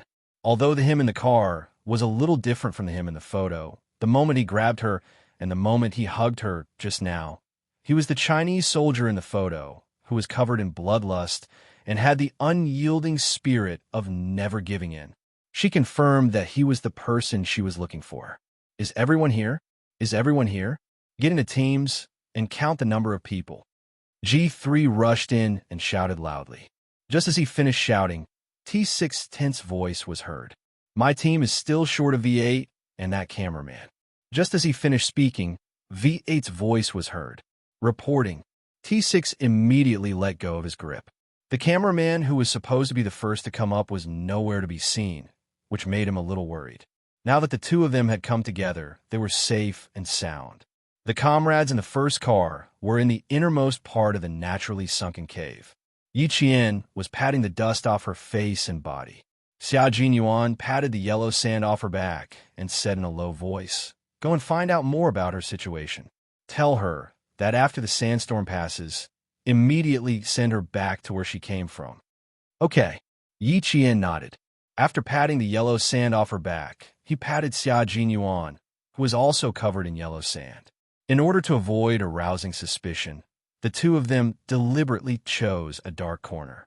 In addition, the yellow sand outside covered the moon and there was no light at all, so the two of them were practically invisible. With the darkness as a screen, there was an intimacy between their actions that only lovers could have. No one came to disturb them. Everyone patted the yellow sand off each other's bodies. Clap, clap, clap. The sound of patting could be heard continuously, but no one spoke, because Qining was there. Let them treat your head injury. Thank you for just now. Qining's calm voice could be heard from the patting of clothes. She was very calm, as if she was an independent woman who had experienced a lot and did not care about the smallest things. Her voice drifted from the front to the back. Yi Qian's patting paused slightly.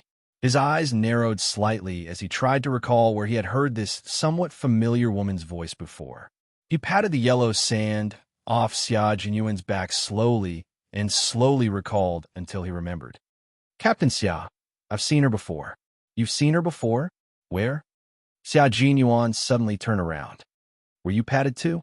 No. I saw her at the airport. She's Qin Xiu's sister. Yi Qian was also right.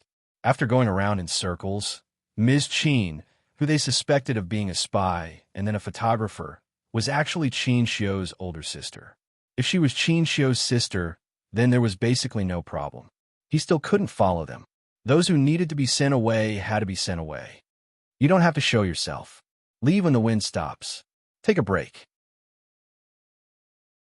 Xia Jinyuan did not plan to let Yi Qian meet Qining. It was better to stay away from the sister of his love rival. Yi Qian smiled and grunted, as if he had seen through his intentions. V8, who had taken the helmet from Qining, grunted softly before turning around to get T6 to help him wipe the wound on his forehead. He did not ask Qining how she knew he had a wound on his forehead. Firstly, it was awkward. Secondly, it was unnatural. And thirdly, he was still feeling shy. Qining could feel that the young officer was very uncomfortable with her. He was like a young man and even spoke with a hint of nervousness.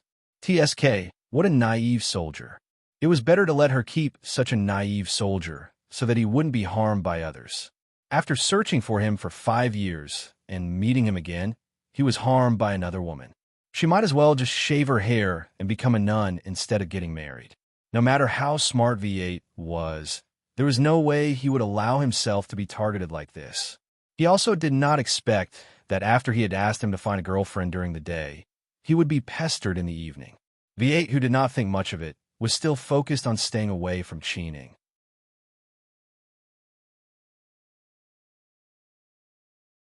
Chapter 45-42.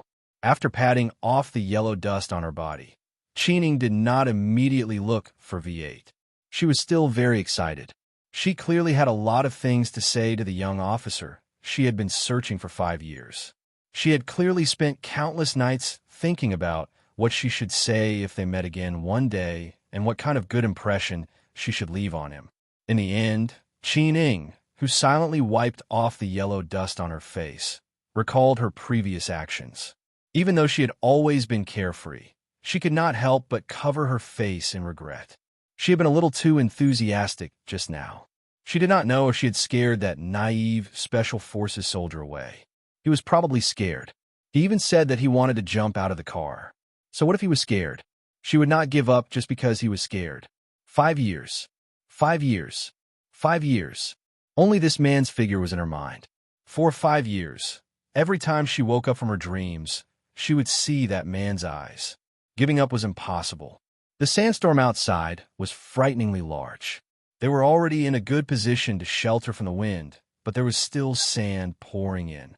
Qining, who was standing quietly by the side, gradually realized that something was wrong. This group of well-trained soldiers were all like mutes. They had not made a sound since they came in. It was probably not that they did not make a sound, but that they communicated very softly. Because of her presence, they had no choice but to communicate softly. If they did not communicate, how could she find out the personal information of the young officer she had a crush on for 5 years? Without personal information, it would be good to know which army he served in. The Special Forces soldiers who communicated in secret tidied themselves up. G3 was in charge of arranging for people to be on guard, while V8 took the initiative to stand guard. G3 laughed until the corners of his eyes were about to cramp. He said in a low voice, "Weren't you still talking about finding a girlfriend during the day? Why are you so timid now? There's 7 or 8 people standing there. Of all the people to ride, she just had a ride on you. Young man, you're shining brightly." "Nonsense. That's because I pressed her down. She took revenge on me." V8 was unmoved and said carefully, "Don't say anything in front of her. I still have some dignity." "I won't say anything, but I want to ask you, is she your type? I know that Yichien is not your type." G3 had not been a comrade for many years for nothing. He hit the nail on the head.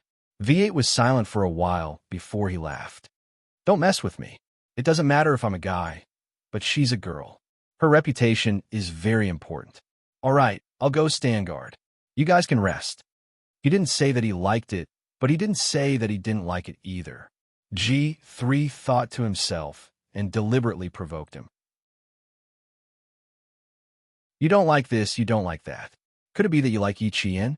F***. I still want to live for a few more years." V8 jumped up like a grasshopper. Without wasting any more words, he ran away with his gun.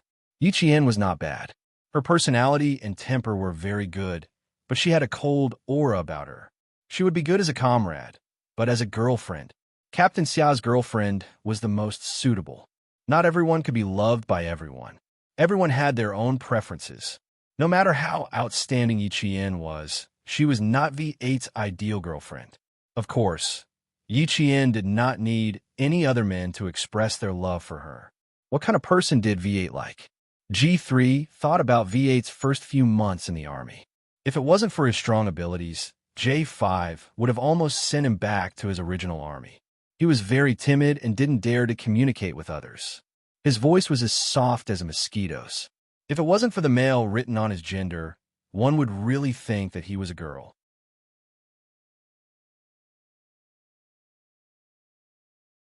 Chapter 45-43. Later, V8 said that it was because his family had been strict since he was a child.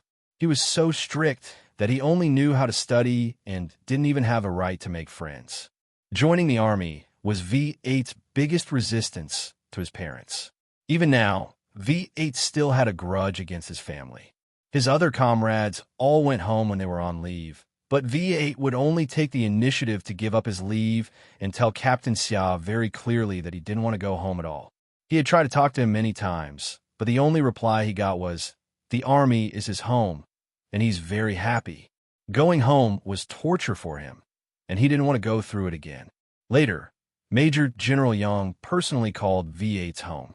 No one knew what he said, but Major General Yang said to the team, "From now on, the military will be his home, and you will be his family. No one is to persuade him to come home to visit." That conversation was a mystery, and even Captain Xia couldn't get an answer. V8 was more lonely than anyone else. As his comrades, they had always hoped that he could find a warm and gentle girl who could soften his loneliness. Someone like the cameraman who made V8 blush would be great. She was so warm, so cheerful, and even took the initiative. G3 really wanted to pack V8 up and give it a cheening. Before giving it away, he needed to confirm whether the beautiful cameraman had any thoughts about V8. G3 turned around and told Xia Jinyuan his thoughts. Xia Jinyuan had met Qining a few times, so it wasn't convenient for him to show his face. After listening, he thought for a while and smiled. Qinying's background is a bit big. Her mother is very particular about family background, but Qinying has always been at odds with her mother. We can give it a try, but we have to ask Qinying first. Get T6 to come over, and I'll ask him again. We have to do everything properly. We can't make V8 lose face. V8's personal situation was special, so he had to handle it carefully. Yi Qian's understanding of V8's personal situation was limited to the person himself, but she didn't know about his family situation. When she heard this, she frowned slightly and said worriedly, "Why don't I feel confident? I've met Mother Qin before, and she's a very controlling mother. This concerns Qinying's marriage, so she definitely won't let Qinying off. If Qinying really takes a fancy to V8, V8 will slowly be tempted, but Mother Qin will come out and break them up. Captain Xia, let's not do bad things with good intentions." Qinying has never been satisfied with the arrangements made by her family. She has carved out a path for herself. As long as she doesn't give up, the Qin family can't do anything to her. Xia Jinyuan held Yi Qian's hand and gently stroked the back of her hand with his fingers. He continued, "Not everyone is as lucky as us to receive the blessings of their elders. If the two of them really do get together, with their deep-rooted resistance to their family, they won't give up. That's right. Not everyone was as lucky as her and Captain Xia. Some relationships showed their true feelings after going through ups and downs, while some relationships could not withstand the slightest bit of wind and rain. If the two of them really got together, she hoped that the two of them would be the former. However, Yi Qian sighed softly and smiled bitterly. Why do you think the two of them can give it a try? It was an unpleasant first meeting. It's hard for me to imagine that Qinying has a good impression of V8. It was too baffling, so I need to find T6 to confirm the situation again before taking the next step. Xia Jinyuan narrowed his eyes slightly, and there was a hint of helplessness in his clear voice. We can't let go of any small situation. We have to give it a try. Otherwise, they would all be old bachelors.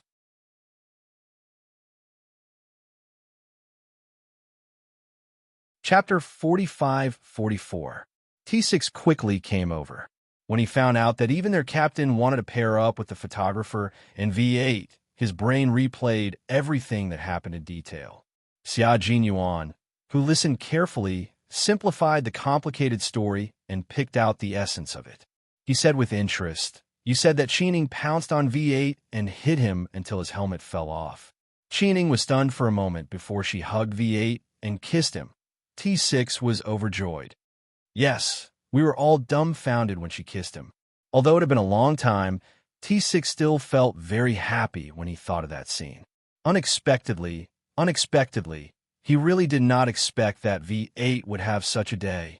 When the two of them became partners back then, Captain Xia had asked him seriously in private, hoping that his craziness would affect V8 and let this loveless child feel gentleness and the love of his family. At that time, he really wanted to beat up the airborne captain who had been making arrangements for him for less than a month and had even said that he was crazy. After a long period of testing, it was proven that the airborne captain did have some skills. Now, V8, who lacked love, could finally laugh out loud. He was no longer a child who lacked love. Now that he had caught the eye of a beautiful photographer, T6 wanted to pair up more than any of his comrades. Seeing that the captain also had the same intention, there was a chance. "Captain Xia, we have to give it a push. I bet that after cleaning the toilet for a month, that beautiful photographer will definitely have a good impression of V8.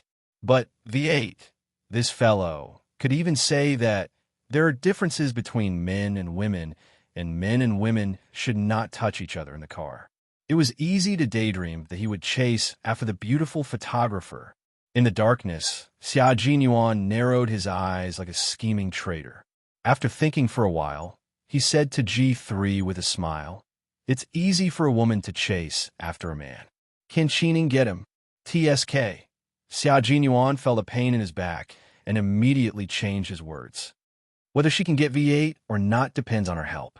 Ask Qinying for her opinion first. If it's interesting, everything will be easy." Yi Qian, who was standing on his back, calmly retracted his claws. "Go ahead. Ask her everything before she leaves. If there's a chance, we'll continue. If there's no chance, then forget it. Xia Jinyuan, who was rubbing his back where he was pinched, waved his hand and gestured for his comrade to do what he was supposed to do. The dark G3 and T6 combatants did not see his movements clearly. They relied on their minds to understand his movements and went about their own business. Qining had been sitting alone, and no one was within a meter of her. She sat on the ground with her back against the uneven surface of the rock, and her gaze fell on the edge of the sunken hole. There, she could see two figures, and one of them was the man she had been looking for a long time. At this moment, Qining was no longer as bold and unrestrained as before. Her gaze was as calm as the moonlight, faint, clear, and suffused with a gentle glow. Now that she had calmed down, she was no longer surprised.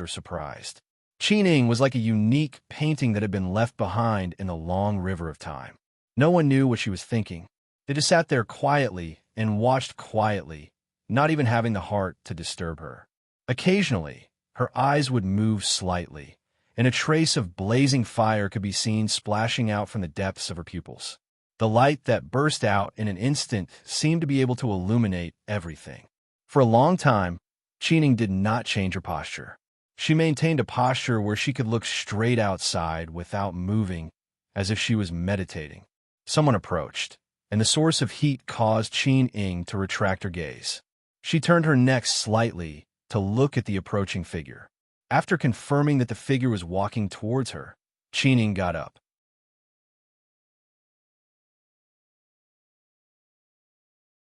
Chapter 45:45. G3 reached out his hand with a smile and introduced himself. Hello, I'm Shuleen's vice captain. Please forgive me for my previous offense. He took the initiative to talk to her and said the name of the person she liked. Did they see something?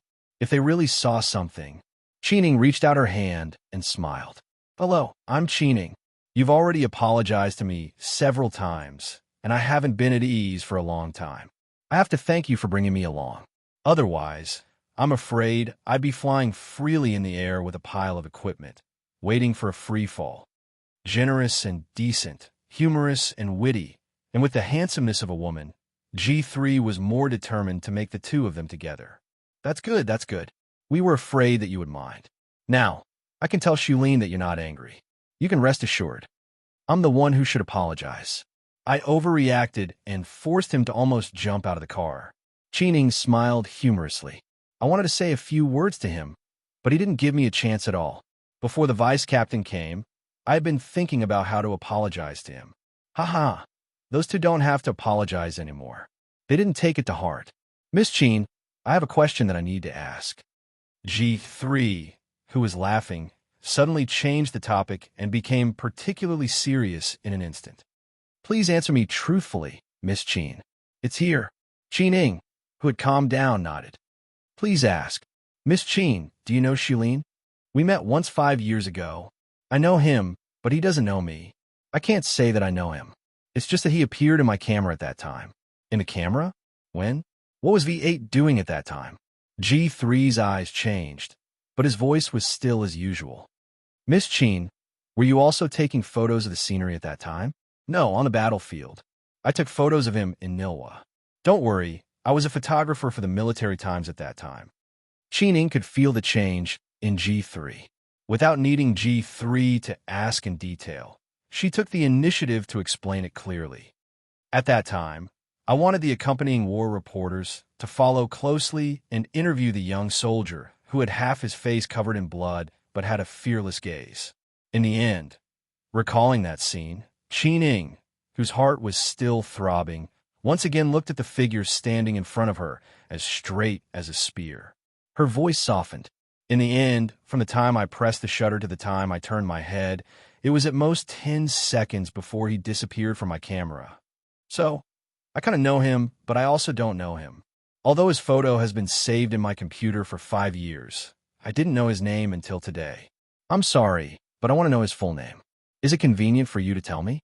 To think that there was such a connection. G3 laughed. Shuleen's surname is Yang Shuleen. Miss Qin, please remember this.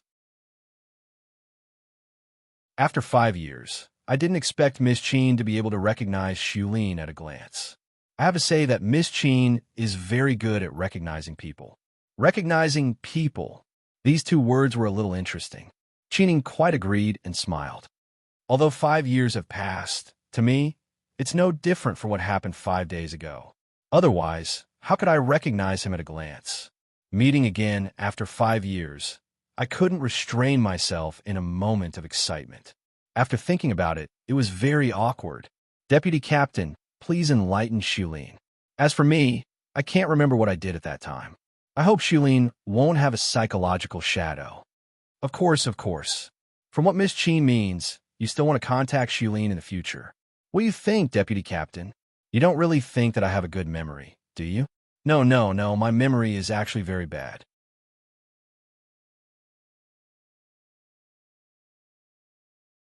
Chapter 45-46. Haha, okay. We'll definitely keep in touch. However, Shulin is very introverted and has never had a girlfriend before. He's also quite innocent, so I'm afraid he might make Miss Chin angry in some aspects. Please forgive him. Chining, am really good at nothing, but I'm patient and have a little passion for pursuing life. That's great. I think Miss Chin will definitely become good friends with Shulin. G3 was smiling so widely that the corners of his mouth almost reached his ears. Of course, I'll try my best to make Shulin accept me as a female friend. Chining also smiled and replied, After all, it's my first time taking the initiative to contact a man. He was indeed innocent and had never had a girlfriend before. It was fine if he was introverted, but everything was not a problem when he met Chining. After the exchange, both parties were very happy. It didn't sound like they would become boyfriend and girlfriend in the future.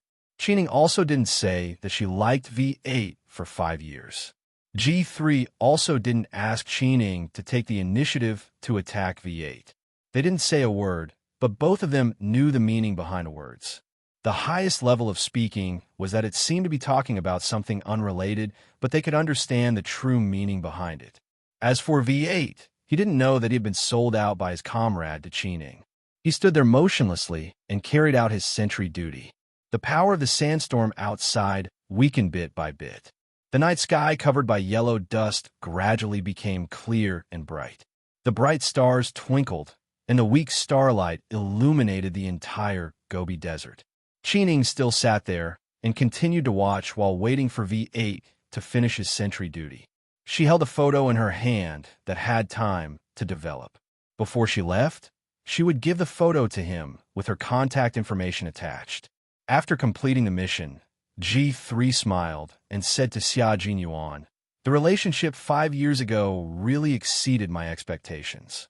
I didn't expect that our V8 would be searched for by a beauty for 5 years. Captain Xia, there's hope. At present, there is indeed hope. Let's see how it develops next. Did you remind Chining to take the initiative? It's difficult for V8 to take the initiative." Xia Jinyuan was also very happy. As the team leader, he also took on a role of matchmaker, parent, and so on. He shouldered the heavy responsibility of solving the problems of all the bachelors in the team. Alas, there was still a long way to go. When Chining left, the team realized that she had a satellite phone. The person who picked her up was so anxious that he almost contacted the Chin family.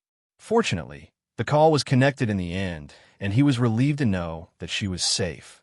The team turned on a high-power jammer, and even the satellite communications were jammed by Han Zheng. Only then did Chining realize that the person who picked her up was about to go crazy. If she hadn't taken out the satellite phone, the signal interference would have continued. I have a letter of apology for your vice captain. I hope you could take a good look at it after the training. I'm sorry about what happened in the car. Please forgive me for scaring you. If you can't forgive me now, I hope you can forgive me for the sake of my apology letter. Yang Shulin, my name is Chining. Chin as in the state of Chin, Ing as in cherry blossoms. I'm an independent woman who carries camera equipment on her back. There's still a long way to go. We'll meet again. Before leaving, Chining stood in front of V8, who had finished his sentry duty, and introduced herself solemnly. At the same time, she shocked V8 again. She. How did she know his name? Who told her? There was still a long way to go. Would they meet again? Why did he suddenly feel like he was a little white rabbit being targeted?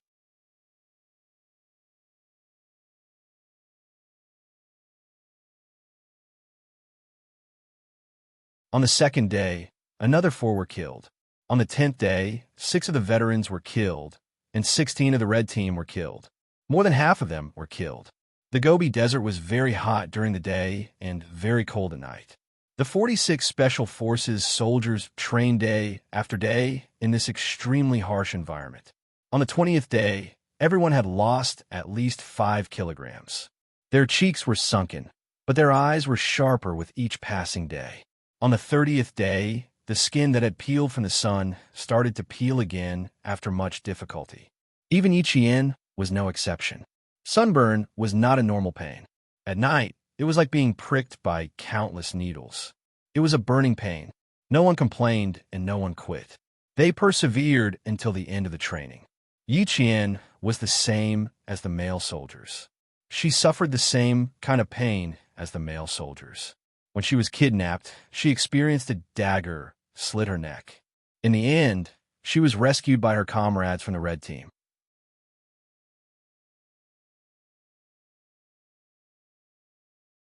Chapter 45-48. From the capture of Yiqian to the successful rescue. It could be said that this was the best counterattack the 30 Special Forces had ever made against the veterans. Yiqian finally understood why the veterans were so silent in the Gobi Desert that was full of coarse sand and gravel, while the red team would make rustling sounds no matter how light their footsteps were. The solution was simple. Every time before a sneak attack, they would use sterile gauze to pad the soles of their feet and wrap the outside of their feet with a backpack strap. Everywhere they went, they would be as silent as a cat. The veterans would never tell the red team in advance about these survival skills. Even Yiqian didn't know. The red team had to go into the Gobi Desert for training and figure it out themselves. This training was the red team's largest and longest field training. The shooting of live and blank bullets made the red team's special forces walk on the line of death almost every day. The veterans who pretended to be fugitives really thought of themselves as fierce, ruthless, and criminals who were running for their lives. Criminals who attacked for their lives would never be able to imagine how crazy they could be.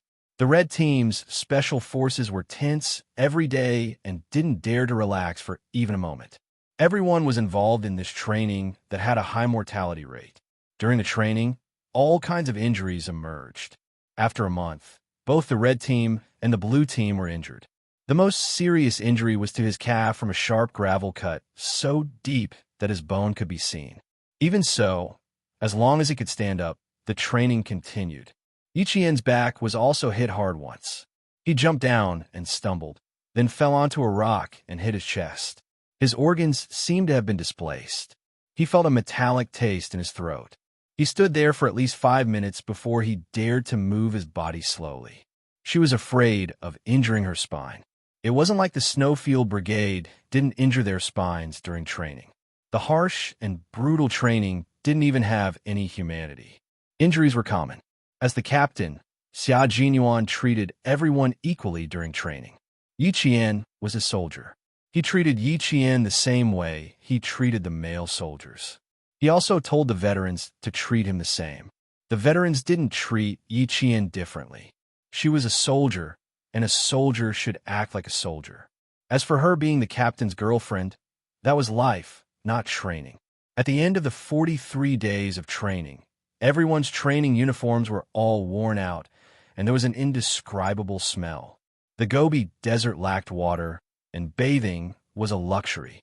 When a military aviation team sent a helicopter to pick them up, the 2 captains were shocked. Their military aviation team's training was harsh enough. They never thought that compared to this brother team, who was even more of a refugee than a refugee, the difference was like heaven and earth. From now on, you can't say that our regiment is the toughest. Looking at the refugees walking over, the co-pilot expressed the shock in his heart to the captain in a low voice. Just as the sun was setting in the west, a red sun fell into the horizon at the end of the Gobi Desert. A group of refugees walked through the desolate mountains and lined up neatly with heavy rifles in their arms. One by one, they walked towards the helicopter that would take them out of the depths of the Gobi Desert.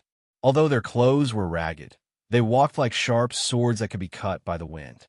When they returned from the Gobi Desert, even if they arranged for the similarly remote military aviation team to reorganize, it was still the same as entering the city. 6 out of the 46 people got off the helicopter to look after the equipment. The remaining 40 people all rushed into the collective shower and only came out after scrubbing half a bar of soap. When they got off the helicopter, Xia Jinyuan pulled Yi Qian to the side, took off her helmet, and stared at her face carefully. Yi Qian was confused by his stare. "What are you looking at?"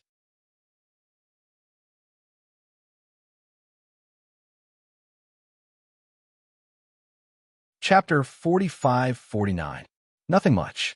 I just wanted to tell you that if you want to visit the military aviation regiment tomorrow, you'd better wear sunglasses.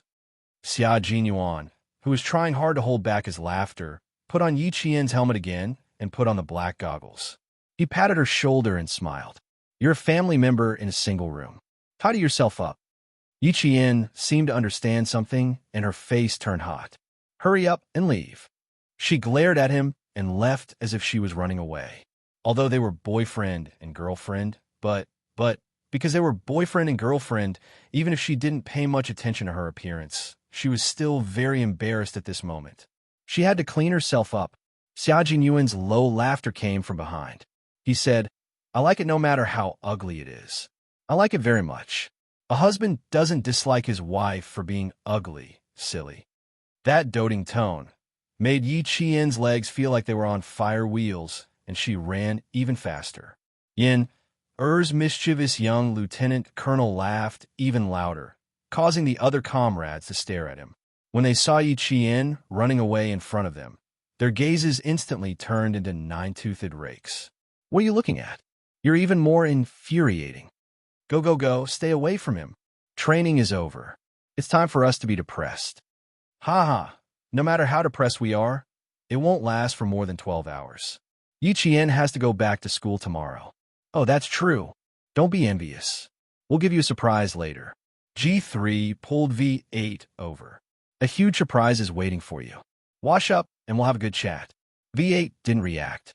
He snorted softly and said in disbelief, "Usually, the biggest surprises in the team are missions, and free overseas trips for a few days." G3 stared at V8 as if he was a monster. He slapped the back of his head in disappointment. "If you don't seize the opportunity this time, I'll cut you up." His cold gaze swept across V8's lower body. V8! He walked even faster. Yi Qian, who was walking at the front, did not feel the gaze of the nine-toothed iron rake. She was a female soldier and had been arranged to stay in the family quarters of the military aviation regiment. Although it was called a building, it was actually the top floor of the barracks. The military aviation regiment was too remote, and the family rooms that were separated out were basically empty all year round. In the clean single room, Yi Qian was afraid that his backpack would get dirty, so he put on the floor and twisted the edges of the sealed bag that he had specially kept for his physical fitness shorts. He rushed into the bathroom as fast as he could. "Let's wash up first before taking out the clothes." When the male soldiers walked out of the shower, Yi Qian was still working hard. He scrubbed until his skin turned red, until a piece of soap was so small that he could hold it in his hand. Only then did he turn off the shower. After she put on her clothes and stood in front of the mirror, Yi Qian, who usually didn't dress up, thought for the first time that she should buy some foundation to lighten her complexion. In the mirror, even though Yi Qian's skin was the type that was hard to tan, he was not spared this time. There were 3 colors on his face, skin, and skin. There was a medium color on his forehead, the purest color from the bridge of his nose to the top of his eyebrows, and a dark color below the bridge of his nose to his chin. Looking at himself in the mirror, Yi Qian couldn't help but twitch his mouth. She still had to go to another school for military training when she went back. Could she go with this appearance that made even him want to laugh? "Little Yi, you're the flower of our military academy. Even if you go to another school, you'll still be a beautiful school flower. Let the students from another school see how beautiful our school's flower is." Thinking about the conversation with the director and looking at himself in the mirror, Yi Qian rubbed his forehead with a headache. Going with this appearance wouldn't be a plus, but a minus. She should be at the level of a beggar.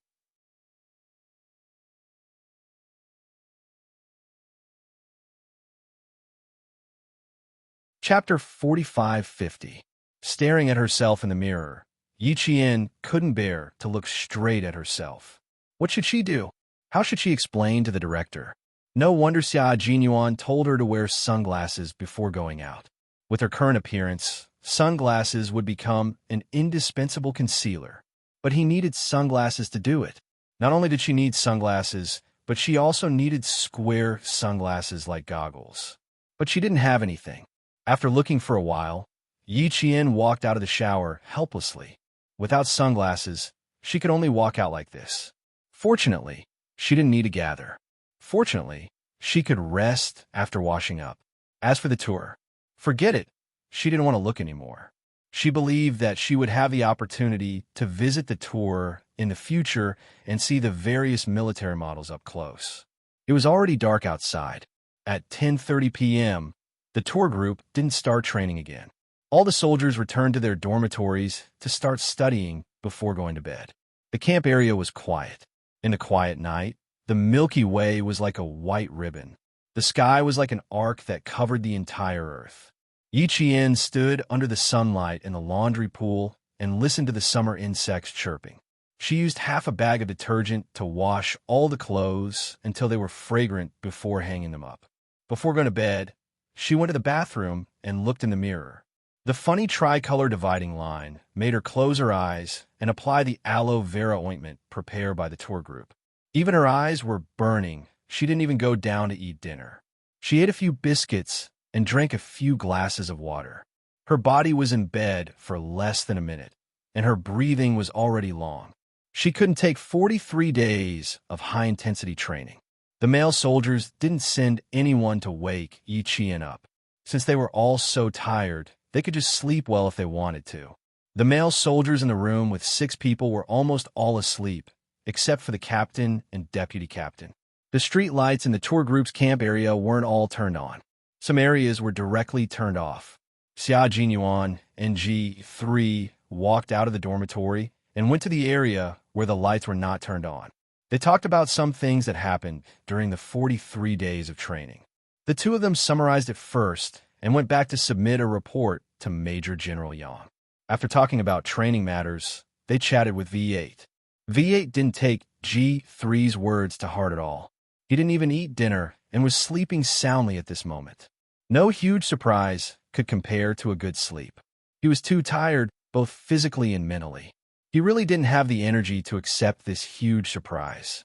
G3, who had been sleeping for a long time but forced himself to stay awake, yawned and rubbed his sore temples. He sighed and said, "Now, we're counting on Miss Qin to take the initiative. If we count on V8, as you said, we'll probably stay where we are for the rest of our lives." We agreed to wash up and talk at night, but he slept well when I went to him after I hung up the clothes. He said that he wanted to find a girlfriend, but when there was really a chance, he acted as if nothing had happened. He didn't care at all and instead worried about them. Xia Jinyuan was also very sleepy, and his eyelids were already drooping. When he heard this, he chuckled faintly and said, "He's just saying that. If you really ask him to look for her, you'll see if he will. If you point a gun at his head, he might not be willing to take a step forward." Has this guy changed, or has he not changed completely? His parents are too restrictive, so he has long lost his pursuit of life. Otherwise, why would he rather stay in the army for training than return to his normal life? Don't be too anxious. I know a little about Qining. She's a woman that even Mrs. Qin can't do anything about. Since she has been looking for V8 for 5 years, she won't let go until she gets him. Tell Qining about V8 in private. Don't worry about his family background. V8's family background is not bad. Although it can't be compared to the Qin family, it's still well known locally. Otherwise, she wouldn't have been so strict with V8 since she was young. It was not for anything else but to support her family background. You're tuning into the Warrior Lore YouTube channel.